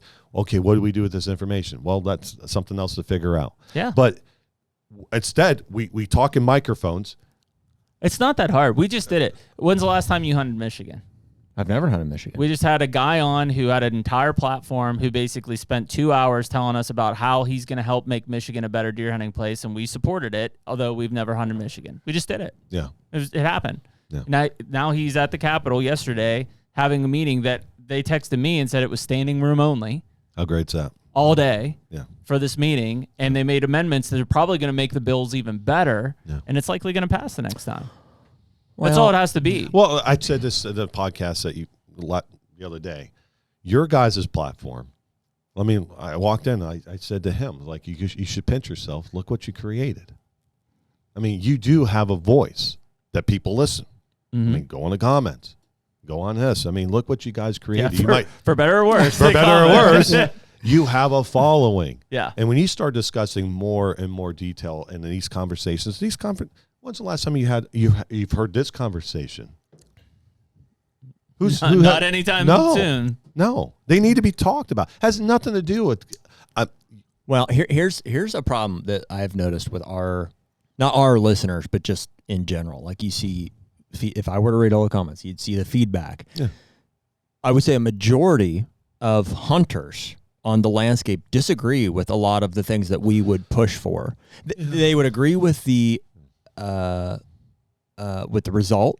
They'd say, yeah, that'd be great. It'd be great to have bigger bucks. Okay, here's what that means. Oh no, we don't want that. Yeah. So there's a difference between. Yeah, but they can't self-manage. That's why. Somebody. Well, yeah, sure. The reason that there are organizations in place is that there are people and groups that make decisions that are best for the resource, which ultimately will be best for the consumptive user of that resource. You have to see. I think that's why people don't like what we have to say. Yeah, but let me push back on you. Okay. If it wasn't for you guys pushing that narrative, how you feel, it's not being discussed, gentlemen. Nobody's talking about it. So everyone's just sitting there. No doubt. No matter whether I disagree with you That's or not, it's it. being discussed. Yeah. There is going That's to all be. I care about. It's taking time. This is not a race. It's a marathon. Whether will we get there? Who knows? Yeah. But you're right. being discussed. It's not just and buried. People will say stuff that I'm like, you know what? That's a good point. Yeah. That's all I care about. The discussion is important. I do feel, Jeremy's raised the point several times, like, we should start an organization. And I'm all over it. Maybe that does happen. I don't know. Do it. I don't. I know. So maybe that happens in some way, shape, or form. I don't feel that we're personally like equipped or have the capacity necessary. It's the time. It's the time to. Yeah, do it. I would capacity. be. We've told state agencies. We've had great discussions with top level state agencies, and we said, listen, if you feel passionate about that and you need a tip of the spear, call us. Absolutely. We'll be that. And I do agree with you. That's an easy thing for us to be in front of. Yeah, and that I think the conversation is where we can offer the most. Which is why we've done it with some of these state level, Michigan, Ohio, Iowa. We've brought these state level groups in that need a platform. We're like, hey, we'll support you on this platform because we believe what you're trying to do. And it has gotten to a point where I feel if you watch or listen to enough of these conversations concurrently, that like it's pretty obvious who cares about the resource and who doesn't. Yeah. Well, who cares about their job or sure. Well, I'm tired of Cody's opinion on this subject. So, I mean, he's just been rambling on over there. What's your I mean, this is what he does. Well, I mean, you guys are sitting there looking at the fact that you're like, hey, Give for Grouse is going to be a nonprofit. Yeah. Okay? In theory, you will either work alongside and or in competition with Rough Grouse Society. Correct. Right? So there are voids that you believe that your nonprofit can fill that they're currently not filling. Yeah. So what does that look like? I mean, moving forward from even like a fundraising side, like what is it that you're asking from people listening to this to be like, hey, we need help? That's a good question. Yeah, it is a great question. I mean, it's well, number one, again, it goes back to what I said about focusing most of our work in Appalachia, but even more so than that, like, poor Eric's up in Ohio, and we haven't done much up there. But where I'm from, got to be where the grouse are, and that's part of it too. Is you gotta work where the birds are. That's kind of the why of our work are the rough grouse, and that's we start in that core, and then you hopefully balloon can out from there. And RGS was created in Monterey in Highland County, Virginia, which is just north of where I'm at, but now, and this is not an indictment on them by any means, but now RGS is up in PA, and they represent a bird that exists from North Georgia all the way to Alaska. Right. That's why, in their defense, it's like, I can only cover so much ground, and that's why we've extended a helping hand. So the void we fill, number one is to do work on a smaller scale.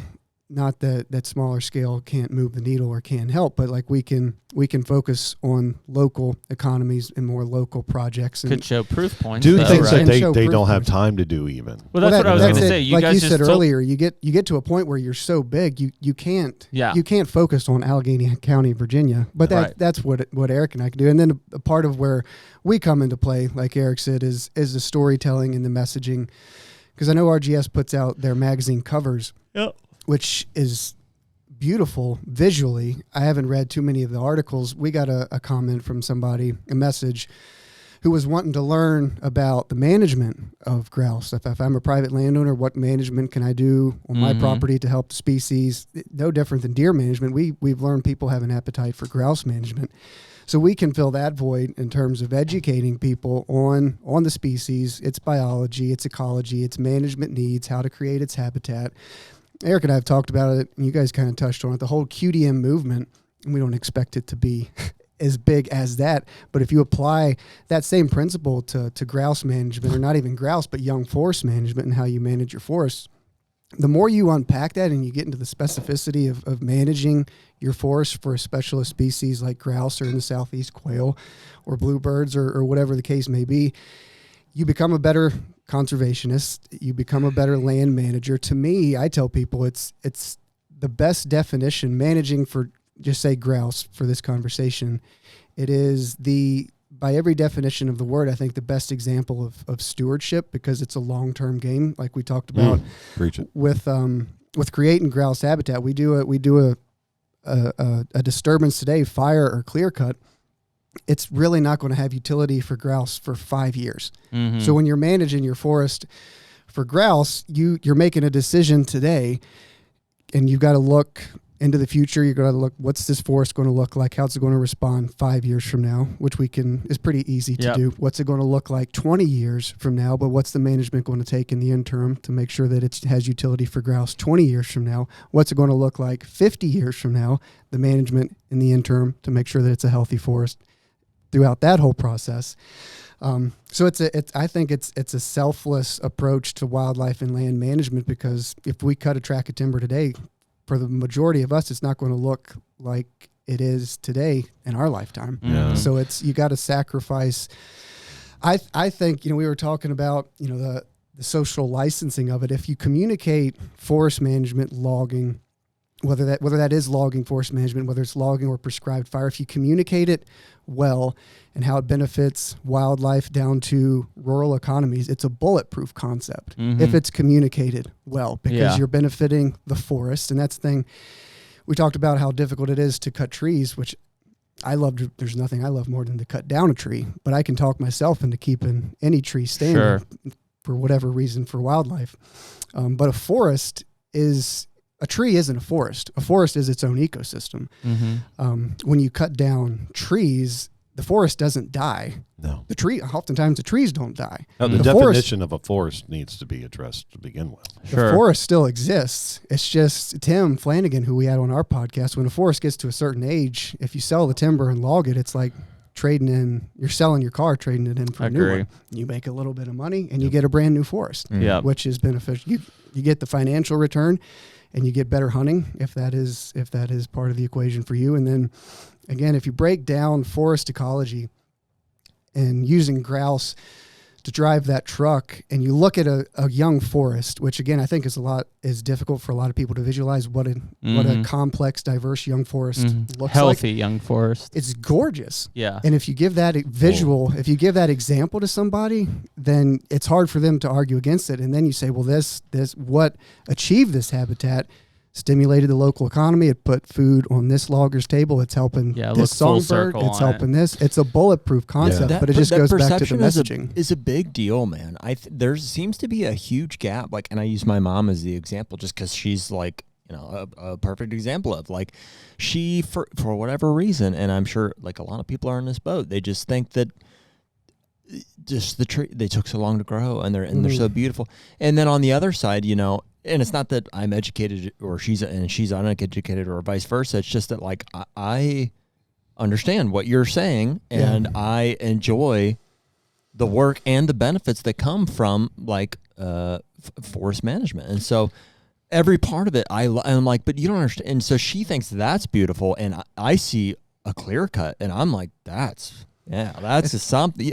Maybe that's two extremes. No, there, but it's all what we give our energy to, because if you're anti-forest management, why is a tree more important than a rough grouse or a golden winged warbler? Right. Who gets to decide what's more important? Sure.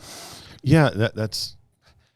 We have to do a better job, and that's what we're going to be trying to do, is to educate people like your mother. She has to understand that we love it just as much as she does. Sure. Well, I'll tell you, Eric, she's seeing that through me. Yeah. She sees my passion for it. And here's where I've had some wins with my mom is, in place of this, we're going to plant some new trees. Okay, so that's one.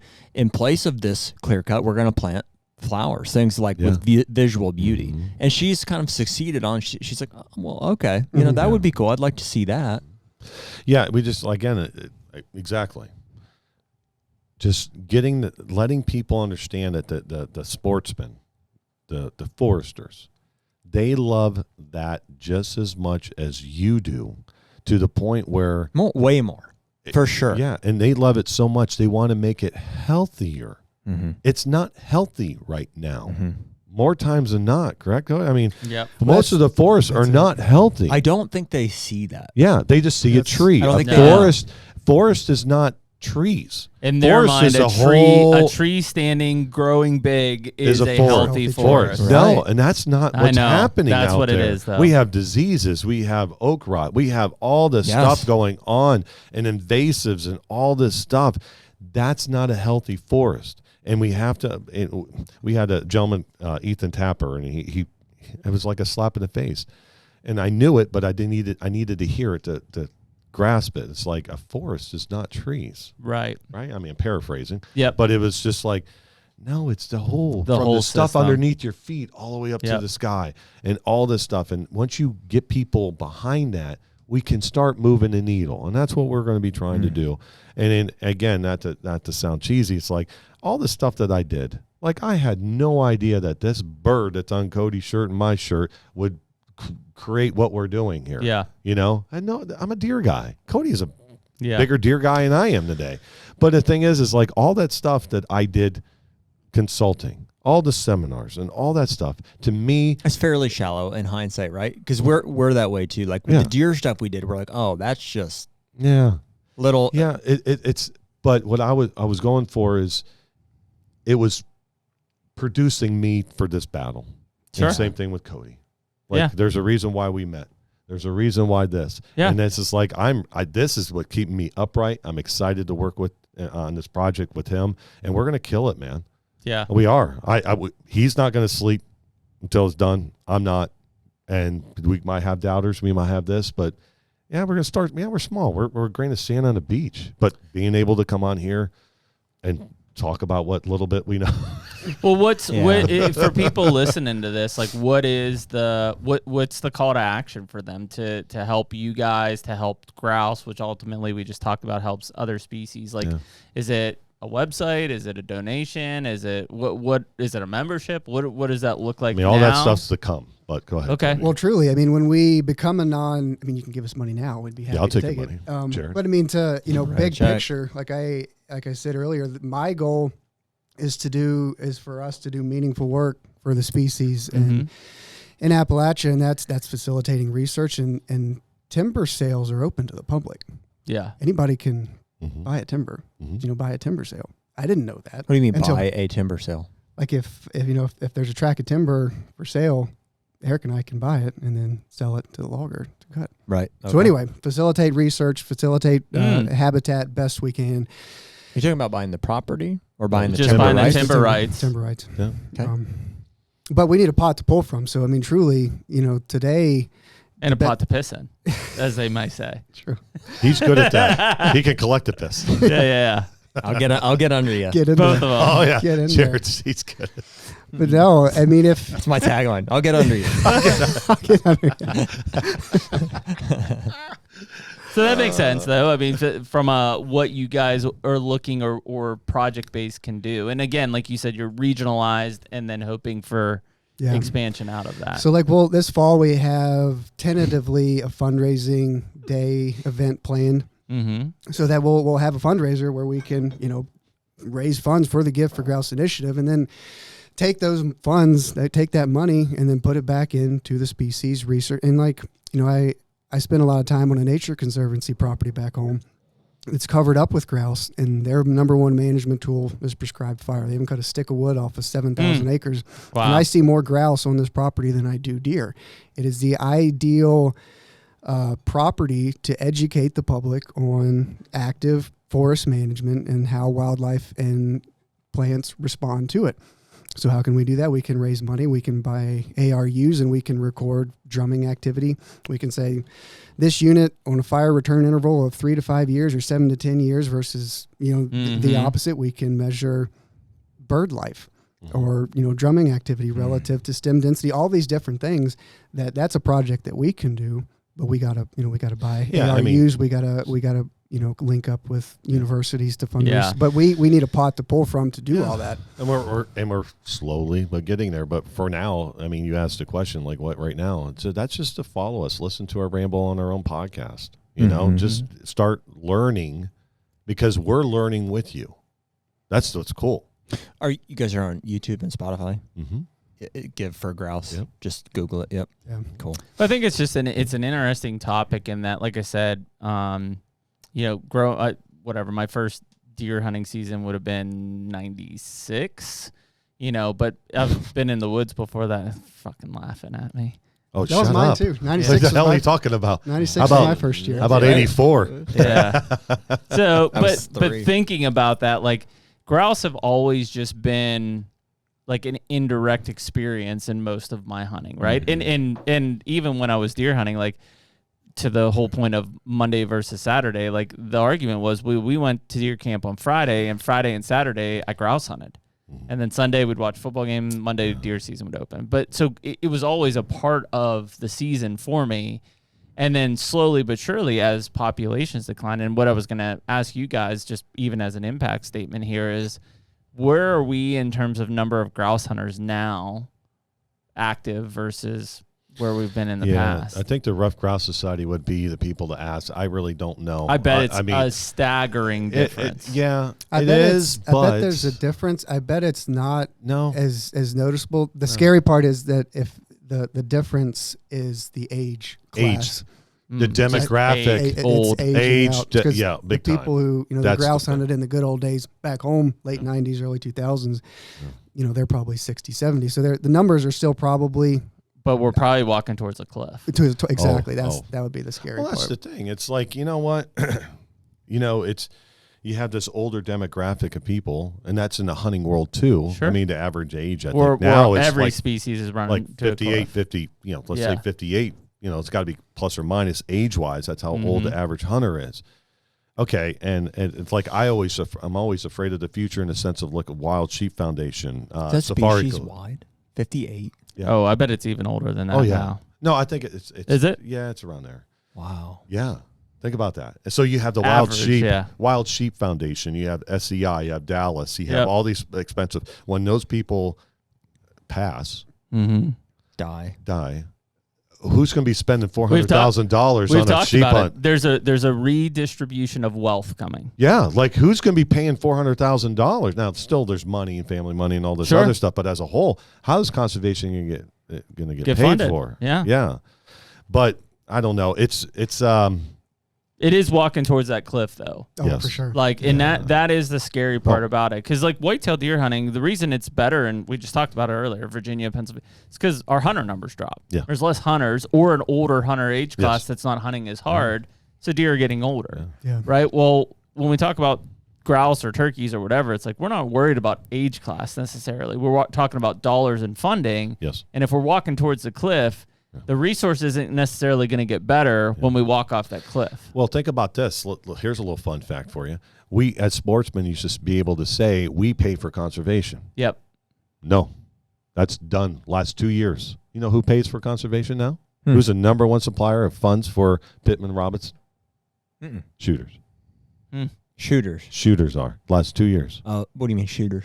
Like just people plankers, firearms, buying guns and ammunition. buying guns and ammunition. Not hunters. Yeah, hunters are not. Well, that doesn't surprise me. It's not always been that actually. Yeah, so we could always say, and I've said it in meetings, is like we pay for conservation. No, we do not. No more. No more. Forgive me if I don't know that. No, that only pertains to a few states, right? No, that's country. That's nationwide average.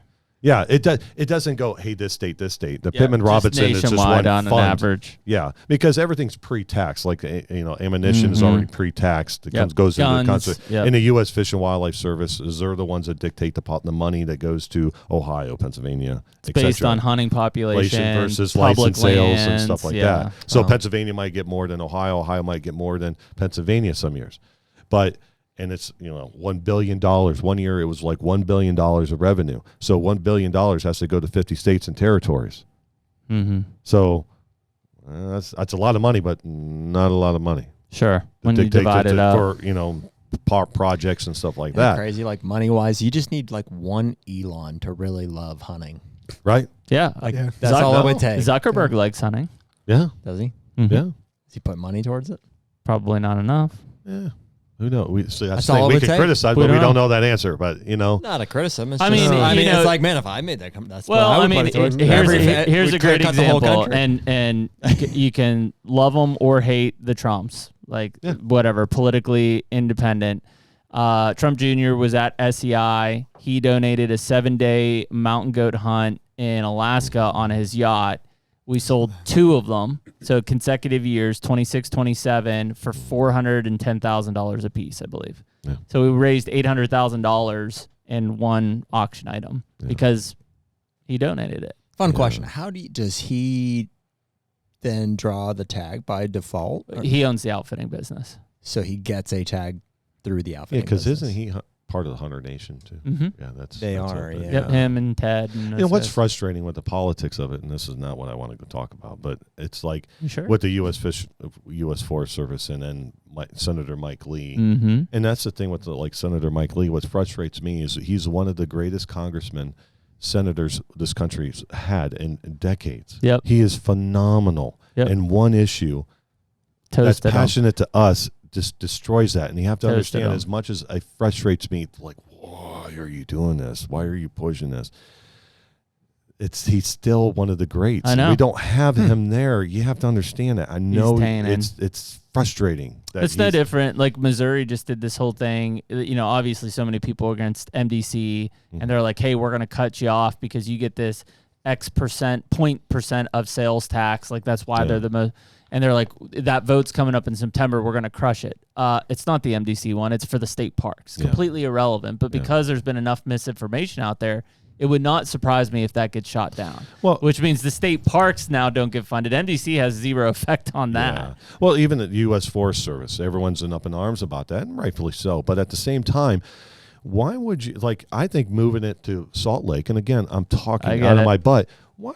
You want it in Washington and not in Salt Lake? Yeah, I get it. You want a bunch of bureaucrats? And there is okay, hey, it's from 50 researchers, it's 20.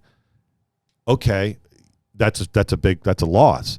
Okay, what were they researching? What was going on here? Okay, you have to question the other side of the coin as well. And it's I'm sure there's as much people that are doing good work. There's an outfitter I know that he had two U.S. Forest Service people come onto the property, pink hair, purple hair. They were afraid to be outside, and they showed up together, and he actually did the work, and they did nothing. That's not waste. That's not waste. What are we doing here? No, it's deep. So it's that. So yeah, it sucks that the shock of it. And I'm not necessarily for it. That's not what I'm talking about here. But we have to understand that you got to look. You have to evaluate what the performance is and what the results are. Yeah. And that's how everything should be looked at. That's why everybody was behind Elon at first when he was doing his government efficiency stuff. Is we knew there was wasteful spending. Everybody knew that. It was not secret. It was just who's going to call it out and then who's going to stop it. Yeah. Right. It's no different at any other level. It's just. Yeah. In today's society, it's what's fair and what's not? And it's dude, life's not fair. Yeah. So if you want a TMZ moment here to put on your social media, we love this. Cody's going to say you need to kill more deer so grouse lives. So put that down to truly right. Well, most states, frankly, agree and are on board. Yeah. I think hunters do too in a lot of areas. I mean, the vegetation that's being lost. They can't. They don't have access to the properties. Yeah. Hunter Podcast is brought to you by Pure Wildlife Blends. Man, what a critical component just to everything that we talk about, especially during these off-season months. We're looking at and developing these different farms and trying to improve them from year to year. And whether that's food plots or different switch screenings or bedding areas, they all require a dedicated and thoughtful seed blend. Yeah, so obviously Pure Wildlife Blends being Jeff and Jen Sturgis, we've built a great relationship with those guys. And really what we're seeing is a true testament to them picking the best varieties for these mixes. In fact, we're leaning on clover a lot more. The perennial plot power that those guys do was one of the best clover plots I've ever seen. From December to March, we had more deer in a single clover plot than I've ever seen. A lot of these sheds coming from that plot or right around it. Again, just a true testament to what these guys are creating at Pure Wildlife Blends. No doubt. And so if you guys are looking for just a workhorse seed that the deer will really use the way that you want them to use it, you can use promo code HUNTER, HUNTR, for a discount on the Pure Wildlife Blends website. What do you feel passionately about? Oh, no. Shooting deer. Yeah. Killing deer. I mean, responsibly. What is the relation to grouse? Well, I mean, grouse, they're special species. They require a very specific habitat type. Deer are a generalist species. Deer can do just fine in a sea of stilt grass. Yeah. A doe can have a fawn. A buck can grow a set of antlers. The buck can breed the doe. The life cycle continues in a sea, in autumn olive, monoculture of any non-native invasive. For grouse, it's a death sentence. They literally, I mean, if I think... And it's interesting, here in PA, I talked to a forester. You guys like to do your forestry exclusion cages and projects up here. He walked one of those and deer were out of it, out of the exclusion cage, and it was young forest and it was beautiful habitat, and he flushed. Oh, wow. Pile of grouse. Oh, yeah. Deer, I believe as you that. guys know, they eat everything. Everything. And none of it is an indictment. It's not the deer's fault. No, it's just how we've that's what they function like. how we've mismanaged the We resource. definitely have too many deer in a lot of areas of the country. Yeah. So they can, grouse, they need a very specific habitat type, and when there are too many mouths on the landscape relative deer, they can eat them out of house and home. We have talked to our wits' end as to why that might be. Yeah, but I can't discuss it. But I've seen material that said otherwise, that there is not enough deer. Well, in some parts of the country, I think there are fewer than there have been in the past. On my Kentucky farm, yeah, I could use a few. Yeah, you can bring them to me. Like in Ohio, for example, like where I'm at specifically, to speak on my own farm, we have too many deer. Yeah, I have way too many deer. We have way too many deer, and not to go down this rabbit hole on this podcast, but you guys are.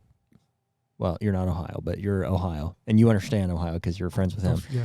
It's we feel that it's because of to name them specifically, it's the corn piles, it's the cell cameras, it's all of the methods that we can use to occupy space, not hunt it, and wait for a buck of a certain age class to come on. Mm-hmm. And in the meantime, we keep people out that would otherwise love to shoot deer. We privatized the whitetail deer. Right. Is what we did. Oh no, I Yep. How can you? You can't. Can't argue that. Yeah, you can't argue that.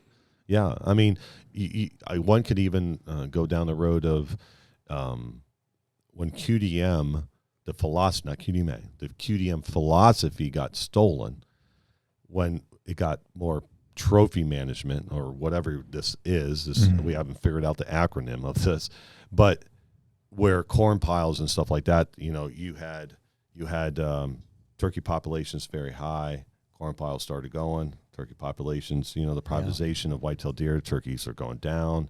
Raccoon, species like raccoons are hanging out around feeders where the turkeys are. Feeders, their nest predation and stuff like that. Blah blah blah. But the privatization of whitetail deer, and again, it kind of goes back when the QDM philosophy was rocking and rolling. We didn't have these issues. At least they weren't. They were so minute that it was. It was just more segmented into QDMA philosophy or QDM philosophy, and then like everybody else. And now it's just there's 10 different buckets. Yeah, and so it's ultra fragmented. Yeah. And part of that is because there is no umbrella to align under. Yeah. Right. I feel like it got overridden, frankly, in Ohio specifically. I think it's like, oh, that's great. You put $100,000 into managing your timber and doing all this habitat. Cool. Let's dump a $30 corn pile right here. Oh, I killed him. Yep. Yeah, I got it. So it's like, it honestly begs the question, why, and I'm doing a lot of it right now. So it begs the question, and I don't know the answer, but it's why would you do habitat management in Ohio? If your objective is to kill bigger, older deer or to have grouse or to have turkeys, why on earth would you invest into habitat? Here's the problem with that comment. It's a question. Is it a question? It was more of a statement. It was more of a statement. Why in the hell would you put money into habitat? I cannot not agree with you, but I can agree with you out of principle on it. Mm-hmm. Yeah. You understand what I just said? No, go ahead and explain it. No, it's just you're right, and it kills me to say that you're right. I'm not happy that I'm right. Yeah, if that helps. But you're doing both. I can't say. But I don't know why though. But I don't want. I enjoy doing it. Is the reason? No, that's the thing. I don't want people not to do it. Yeah. Like I don't want to. Well, what's your why? Why are you doing it? Because I love to do it. Well, then you're doing it for the right reasons. Yeah. I am. That's your response. It's stewardship. That's right. It goes back to leaving That's right. it better than you However, found it. If your why is to kill a big deer, then it doesn't make sense. Right. You know what you need to do? Well, you don't love to feed, and you're going to feed more than you've ever fed this year. I do that because I want to kill a big deer. There you go. You know what you need to do? You need to shoot a 1.5-year-old this year. And just smack it, and you go, yeah! In the right circumstance, I could. Yeah. But I'm too familiar with the Just species. shoot a 1.5. Just shoot it. I'm not out here to kill stuff just to kill it. I want you to shoot a year. That's my prescription as Drummalog Wildlife Management. Kill this one. Professional Kill deer this manager of the Forky. year. I want Jerry to kill a year and a half. Kill this Forky. I need you to kill a Hang six. it up. Would you agree though that those things have kind of disincentivized land managers? It absolutely has. Rhetorical question. It's I'd like to hear Eric's answer. reduced You're getting me in people trouble. from it's That's what you're reduced doing. people from doing even food plots. Dude, it destroyed my business. Yeah. Let's call a spade a spade. I just got canceled. No, we don't. We've already been canceled. No, I mean, Cody. Any baiting state. Oh. It is No, I done think that. it destroyed my every business. baiting That's a state. very- Because it when absolutely you're has. doing true QDM, that's where I come in. That's where Jeremy Yep. came in. That's where all the greats that we were talking about, Yeah. Jason Snavely, Edwards, all of them, Yeah, Ryan, Neil. all those guys. That's the mountain that we were on about habitat management. And now you have this, and it's like, where do I put I can my go get a stand? pallet of corn and I don't need to do any of that. Well, we get to see the other side of it, like with Illinois, which is a non-bait state. We go there, and it's like night and day. Night and day. It's a non-bait state. Yep. I mean, Pennsylvania is. yeah. Just from in terms of a mindset of like, how can I impact the landscape here by investing into the habitat? Yeah. Well, it's like hunting. It's like maybe they need to go to a place where it's like that. Virginia, like when I hunted, I was like, I'm done. We talked about this. It's like I'm just so fed up with all. But when I hunted down with Cody muzzleloader season, hunting deer, doing deer stuff. Yeah. Dude, Different did ballgame. we not have fun? It's epic. That's It's what you awesome. want. It That's is what so everybody really much wants to have. fun. Everybody really wants to have an experience hunting deer, doing deer Stuff. things. Yeah. But the societal pressure of like, I don't have enough time. I have this amount of time. I gotta have as much of a guaranteed opportunity as possible. See, that's the other side of the coin that I can't get away from Yeah. because I see the bigger picture. You take those people off the landscape, and where are we? Which people? Sorry. No, debating and all this other stuff. You take those people off the landscape. We're in a better situation. I can't. Why I can't are say you that. taking them off the landscape? I'm just, for example. Like if they quit. Yeah. If we They're remove not gonna baiting. quit.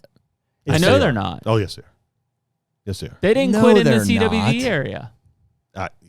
As a whole, I'm telling You telling think people are going to quit? I hunting? think you might get a year or two out of them, and that's it.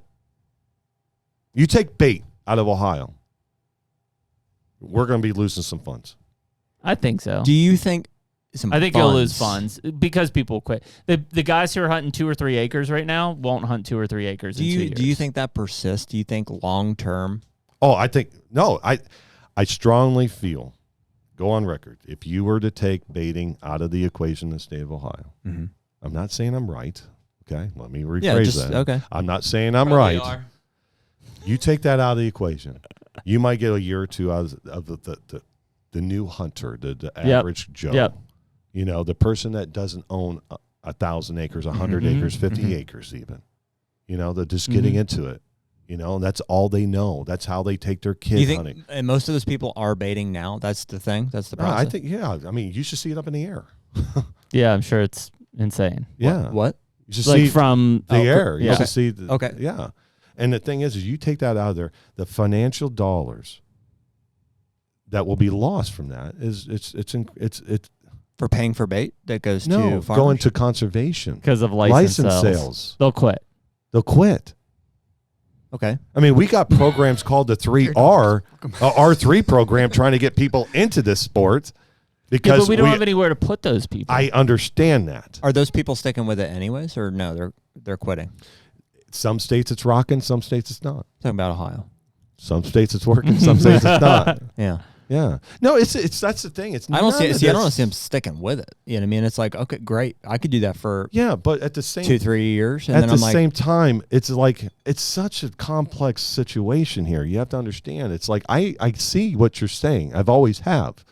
But at the same time, I disagree with it because of the bigger picture of things. And whether I want to be a part of that or not, you have to look at the bigger picture of the conservation funding of this stuff. Because what are those I'm dollars? speaking going to? hypothetical here. Let me speak hypothetical here. Yeah. If those people leave, let's say Cody just says, you know what, I'm What done. do we think? Let's put a number on it, percentage wise, or I don't. I have no idea.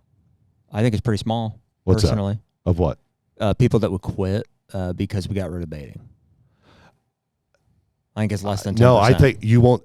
Again, you won't see the short term of it. The long term of it is what I'm talking about. Okay. Not the short term. Not what you're going to instantly see. Okay. Let's say Cody just stops hunting. Okay. He's baits. He's a master baiter. Right. Okay. I can see that. You can see that. Yeah. Look at him. He's done it twice since we've been here. Yeah. What was your motto? I'll get under him. I'll get under him. Trying to lighten it up here. But anyway, so let's say he stops baiting. Mm-hmm. Okay, he has kids. Mm-hmm. Okay, and he's just like stops. His kids are, 8, 9, 10 years old. Okay, and now he's just done. Mm-hmm. Okay, he might go with a friend. He might go here. He might go there. Mm-hmm. Again, this is all hypothetical. Mm-hmm. He might go here with a buddy out of state. He might go here hunting and stuff like that. Okay. But what part of that statement was missing? Kids. Yeah. What was he teaching? Yeah, but in the meantime, you're killing bigger deer. Rewind that last part for me again. Okay, so Cody stops hunting because of the bait's gone. Because that's all he has. He has 40 acres. He doesn't have time to do that. He's going to stop hunting his 40 acres because he can't bait? Would you just listen? Okay. Okay. So he stops because he's a businessman. He's busy. He doesn't have time. He doesn't have time. And people have to understand that. Mm-hmm. I see it. I guarantee there's somebody that will go hunt that 40 acres if he's going to quit. That's true. Could recycle. There's 10 people that are in line ready to go. Yeah, but how? Where does that comment come in? Well, you're saying he's going to quit. He owns 40 acres. Okay. He stops baiting because, it's against the law now. Let's go smaller acreage because I think it'll make more sense. I'd still say 40. Okay. Okay. He stops baiting. We're going to fight. No, we're not. I'm hearing you out. So he stops baiting. Yep. Long-term results of that is big. Okay. Okay. Because he might stop because he doesn't have money to buy a tractor to go do a food plot. He might not have the knowledge or whatever like you do or I do or any of us do reference habitat management. Okay. Let's just say he might start it. But then he's got a kid's soccer game. He's got this to do. He's got this. He's got a nagging wife. Okay. So he stops, but he might not stop hunting. He's smart. He didn't have a wife. Yeah, that's right. He might not stop hunting. He might go with his buddy here. Might go with his buddy here. Uh-huh. But his kids, and in that comment that I made, where was his kids in that comment? Nowhere to be found. Long term, it's going to be drastic. Not short term. In the meantime, while all that's going on, stop baiting, you're killing bigger deer. What do you think is happening to his kids, though, in the meantime? They're not hunting because he's not. He's not taking them. He's not taking them squirrel hunting. Like, hey, kids, let's go squirrel hunting. Where do you hear that at? See, I don't. Do you understand what I'm saying, though? I do. Long-term results. That was a drastic. From him hunting is what you're saying. That was a dramatized hypothetical. Okay? Everyone has to understand that. But the long-term results of taking that tool out of the equation, you're benefiting, but hunting as a conservation as a resource is not benefiting. Well, so how do you explain why are we losing hunters now? Aging out and access. Yeah, aging out. And again, I mean, I'll answer it this way. When we had a Jake's event, when I first started working for a state agency, we had a state event. Mm-hmm. Jake's is the younger hunters and NWTF. Okay. Mm-hmm. So when I started there, we had controlled hunts on our refuge. All right. Mm-hmm. So standing up people, standing room owning all the kids. And each year it got less, and it got less, and it got less, and it got less. The last year we did it, I pulled down the road to go north up to the Drawing. Mm-hmm. I've never seen anything like it. All these kids, they had sheriff's departments, the county sheriff was there doing traffic for all the soccer games that was on those fields. It was packed. I've never seen it like that. I got to the Jake's Day event. Each kid got drawn 3 times because it wasn't enough. Kids are not. Interesting. Yeah. Well, that's definitely happening. I mean, there's an older demographic of hunters. See, and it's interesting, though, that in the same breath, we can say the NWTF event is unlike we've ever seen. It's like it's packed to the gills. Yeah. But the kids, I agree. It seems like there's fewer younger people that are into hunting. Yeah, and it's like the R3 program. It used to be like, hey, it's about the kids. We got to get kids in hunting. Yeah. Kids don't vote, man. Let's be honest. No, right. I need a new hunter that votes. I need an 18-year-old and older to take out hunting so they can fall in love with it. So that way when there is a X bill on the thing, they'll pull in the right lever. Well, to go back to this example, like I think we're losing hunters anyways, like under the current conditions. Yeah. And I think it's because the experience is not great. I think they could go and put it in your own words of that comment of the clip, right? Yeah. Where it's like, are you having fun? No, I'm not having fun. Like, let's go do something different. Yeah. I think the experience sucks. Yeah. And I think it's. I'm not saying that's not one of the answers. I think the experience sucks for kids. I think that it's too easy, and I think. Beyond that, if they want to go and explore to the next level, there's not very many places for them to go. Yeah. Right. And I think a lot of that is, frankly, spearheaded by all of the competition for access and for bigger deer and stuff. So again, with the baiting thing, okay. So let's say Cody, he lives in. We're going to use him because he's just sitting there. Yeah. So. Would you be quiet? So the suburb Cody, he's living there. He wants to start hunting and stuff like that. Yeah. And it's like where do you begin? Where do you do that? And it's like I lease 30 acres, 20 acres, or 30 acres, which is a big step for a non-hunter and to lease ground. Yeah, and for him to fall in love with it, at least get a start. How does he do that? I don't know. That's my point. I think it's an access question, honestly. It is a lot. It's a lot of things, man. It's at one point. So the question is, why don't we have ground that we can hunt? That's like kind of the root of the problem. Why is it? You have what? I mean, pick. You got outfitting. You have leasing. You have this. You have the privatization of whitetail deer. Mm-hmm. Yeah. Yep. And that's the thing with I agree. QDM. I agree QDM with was all a great those things. philosophy.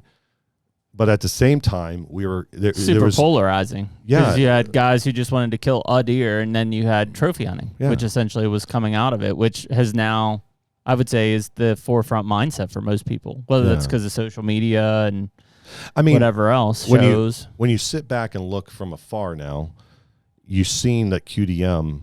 And it just dawned on me that eventually it was going to get here. Oh yeah. Yeah, I mean, it was eventually going to get the whole goal was to get deer older and create refuges that you managed, and you were selective on the deer that you hunted, and we have it now. I don't see. I think it got hijacked by technology and baiting along the way. Yeah. The hardest thing about the baiting argument is, let's stick on Ohio right now, is if we go to the resource and we say, is baiting negatively affecting the resource in Ohio right now? I would say that the answer is no. In fact, I would say that the resource in Ohio is flourishing more than it ever has. And that's probably the challenge in removing it. Yeah. See, I wouldn't say that. The thing is... Why do you think that? I would say the resource is sabotaging itself. Like, we are so focused on shooting a buck that... There's more deer and more bucks than ever, though, in the state of Ohio. To an unhealthy level for the resource and for society. That's the problem. We have too many deer. Mm-hmm. And on top of that, baiting, 100%. Yeah, I would say that's purely because of society. Okay, maybe not 100%. I do think there's societal factors that are contributing. I think whatever you want to say, social media, I think, all the above. Mm-hmm. Here's the unfortunate part of this whole conversation. I gotta pour this for that. Yep.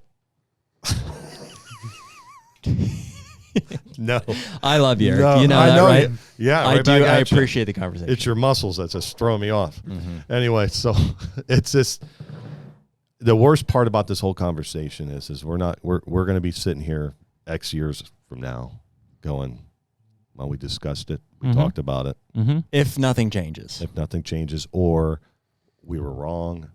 This is what it was. It was right underneath our nose. Changes are going to happen. Yes, and they're happening in Michigan. They're happening in New York. They're happening in Missouri. Like, they will happen in all of the whitetail states. It's inevitable because there is at least one smart person in the state that says we're losing hunters and this experience is not going well as it is. So we have to do something. I don't know if it'll be the right decision. Yeah.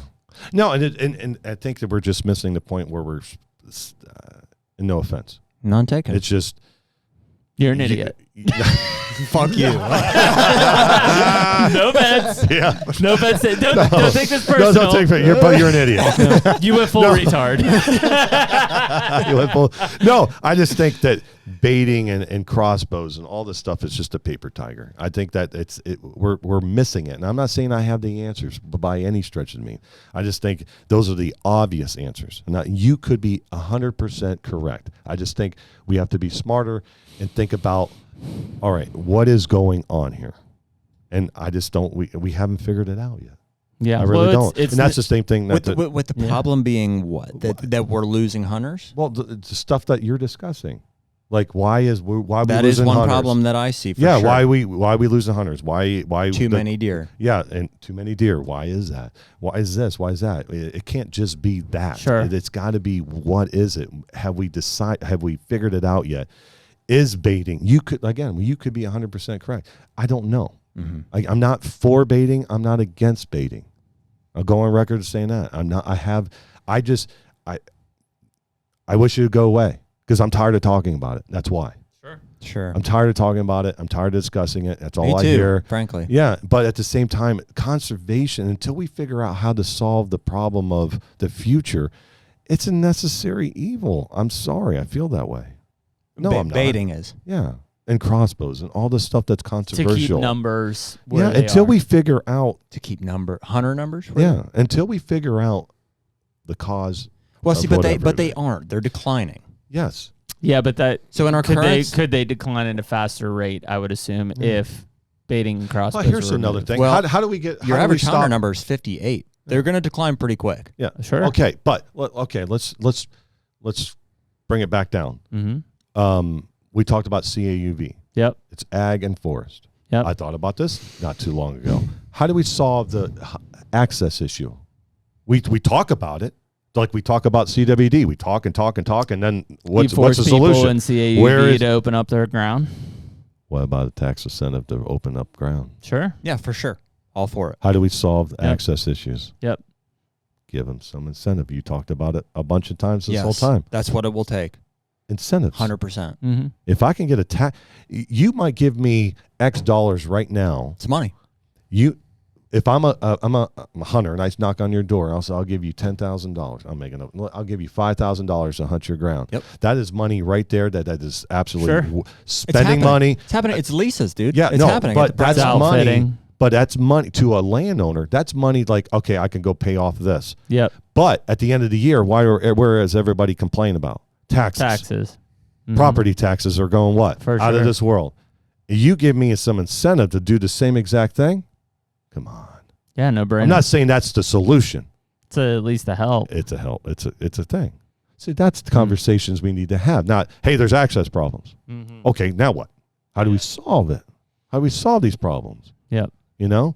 Well, you address the things that we feel are causing them. That's the root of the discussion. What's causing access issues? Yeah. What's causing loss of hunters? You know, it's like I think everybody has a different belief as to like what it might be, but inevitably we are losing access still, and we are losing hunter numbers still. So like what's currently in place for one reason or another is not working. Yeah. Well, what we think, right? Like, do we know? We think that the current stuff in place is causing hunters to leave. Could it just be they're aging out?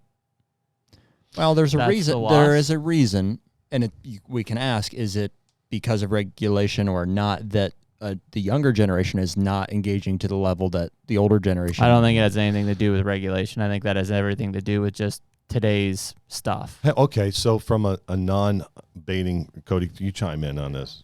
What's your opinion on this? As a host of Is Virginia decreasing in hunters? I don't know the numbers, honestly. Yeah. I think all of them are. I would, if I were to hazard a guess, I would say that there has to be some states that aren't, because supposedly to U.S. Fish and Wildlife, numbers have increased since 2020 or 2018. Wow. From the optics, total hunter numbers have increased since 2018. From what I see, bullshit. There's no way that's right. I'm just telling you, that's the facts that they put out. I haven't heard. There's no way that's correct. Why is every state agency we've ever talked to said we have less? Yeah, hunters? but okay, with your opinion and stuff, you got somebody here that's a non-hunting state. I mean, is it Baiting state. Yeah, sorry. Okay. That's too much of this shit. You big I know. It's my fault. Yeah. I'm taking it. You're almost there. You're such an enabler. No, so from a non-baiting state, like all those things that you mentioned that's happening in Ohio and other states, say this. Is that happening in Virginia? In Illinois, this past year, they hit their non-resident cap for the first time ever. Mm-hmm. Non-baiting state. No, so non-resident, that's not all hunters necessarily. I don't know the total resident state, but. For Virginia, so what's your question? We're saying, are we seeing declining hunting numbers in non-baiting states is kind of the question. I would say, if I were to hazard a guess, I would say there are fewer people hunting in my area. Mm-hmm. And Virginia's interesting because it's where I'm at. It's mountains, but across the state. So more, but I would say fewer people hunting. Reasons as to why would be kind of both of what you said is because of access, number one. Not having anywhere to go. Yep. And then beyond that, experience, because there's a lot of national forests, there's a lot of public land, but the hunting on public land it can be really good if you know how to do it and you're able-bodied and you can hike in there. But for the average Joe just to pick up a rifle and go out the opening day of deer season, you're not going to have a good experience. Yep. You're not going to see deer. You're going to walk a lot. Experience sucks. It's going to be very cold. It's going to be poor experience. Okay. But if he was to put corn out, he wouldn't. Maybe. Well, we're a non-baiting state, but as you tell that to the experience may not increase, but right. The deer sightings might increase. Yeah. Well, access is definitely in every state, access is a problem. This is why you shoot your year and a half every year, Jared, and then you get a dog and you go bird hunting with me and we go fishing, and your life is going to be so much easier. I love it. And it's going to be so much fun. You're going to have a smile. It's going to be fun, man. I'm going to do that anyways. But I want to continue. I want there to be things for people to strive for that are difficult. Oh, yeah, man. You know what I mean? Oh, yeah. And we've effectively removed that with a lot of the things that we've talked about. Mm-hmm. And it's sad. And I think that's why people are quitting. I think numbers would go down if you took baiting out of the equation. I think it may readjust. Where were you 5 minutes ago when I was getting bombarded? I'm getting hammered over here. No, you're just sitting there. You're not getting barred. Yeah, I think, you're right, but I'm not going to say that. Well, for what it's worth, I agree with you. I think in the short term, they'll drop. I think you would see a quick decrease in number. People would be like, well, I hunt 10 acres. You know, I mean, how do I? Mm-hmm. And Frank, I think it's even less than that. I think it's like the very small acre properties. The things but that guy is hunting and buying a hunting license. Yep. Well, and they're not if he's a resident. He's not. I think fewer people would, but maybe not a whole lot. And that keep your comments to yourself over there. I think it would. Do you know that I don't even have to buy a license in Ohio? Yeah, and I'm gonna do my best. I don't even live there. Yeah, you should. Crazy. That's crazy. I'm going to do. Me too. I'll help tomorrow. You're going to be paying more. It's dumb. Well, I do buy a license just because I hunt other properties too and stuff. But I agree. That's crazy. I agree. Yeah. I might have the wildlife officer check you out. I don't know. You should do it. I'll give you his number. I know. In fact, he was the one I asked. He's like, no, you don't have to. So. Anyway. Well, that's good, huh? That's why we do in-person podcasts. Yeah. You guys good for Mexican? You want some Mexican? 3+ hours just flew by. Was it 3 hours? Yeah. I'm an idiot. I forgot to plug my laptop in when we first sat down. That's fine. We don't need that file. I don't need that file anyways. Other than for the logo. Okay, what's your sign off? What do you want people to do? Go to your. Do you have a website? We don't have a website. We have Jeez, Instagram. Oh man. What do you want from us? Do you guys have a website? Yeah. Why? Like for what purpose? We're selling merch. We'll get one eventually. It would make sense, but we don't have one right now. It's pretty much for merch to give our maybe partners a place to live. And yep. I've always wondered. What if they want one of those cool ass shirts? Well, that's the thing. I've always wondered what utility a website has anymore with social media. But as we have more content, it has it's just a commonplace. The house, everything. It's a great place for people to just say shitty things about you and to give us money. Yeah. Right. Okay, so they should go to your Instagram or your Facebook. Instagram, Facebook, podcast. There you go. Grouse. Podcast is just search Give for Grouse, Instagram, Facebook. And then if they want to give you money, they can just DM you and be to clarify, it's give, GIVE, correct, not gift for a grouse. Correct. That's what I thought. I heard but it could be a gift for a grouse. We'll take your gifts. We'll take your gifts. We have a billboard.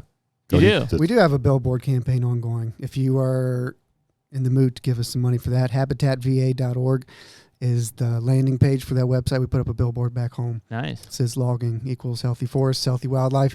I grew up in a logging community. It was more of a thing for us to just kind of advocate for the logging community, and we got a picture of a rough grouse on the billboard. So it was to support and advocate the two things we represent. Dude, we got a billboard. That's awesome. Pretty cool. Mm-hmm. You should have a billboard. We don't have a billboard.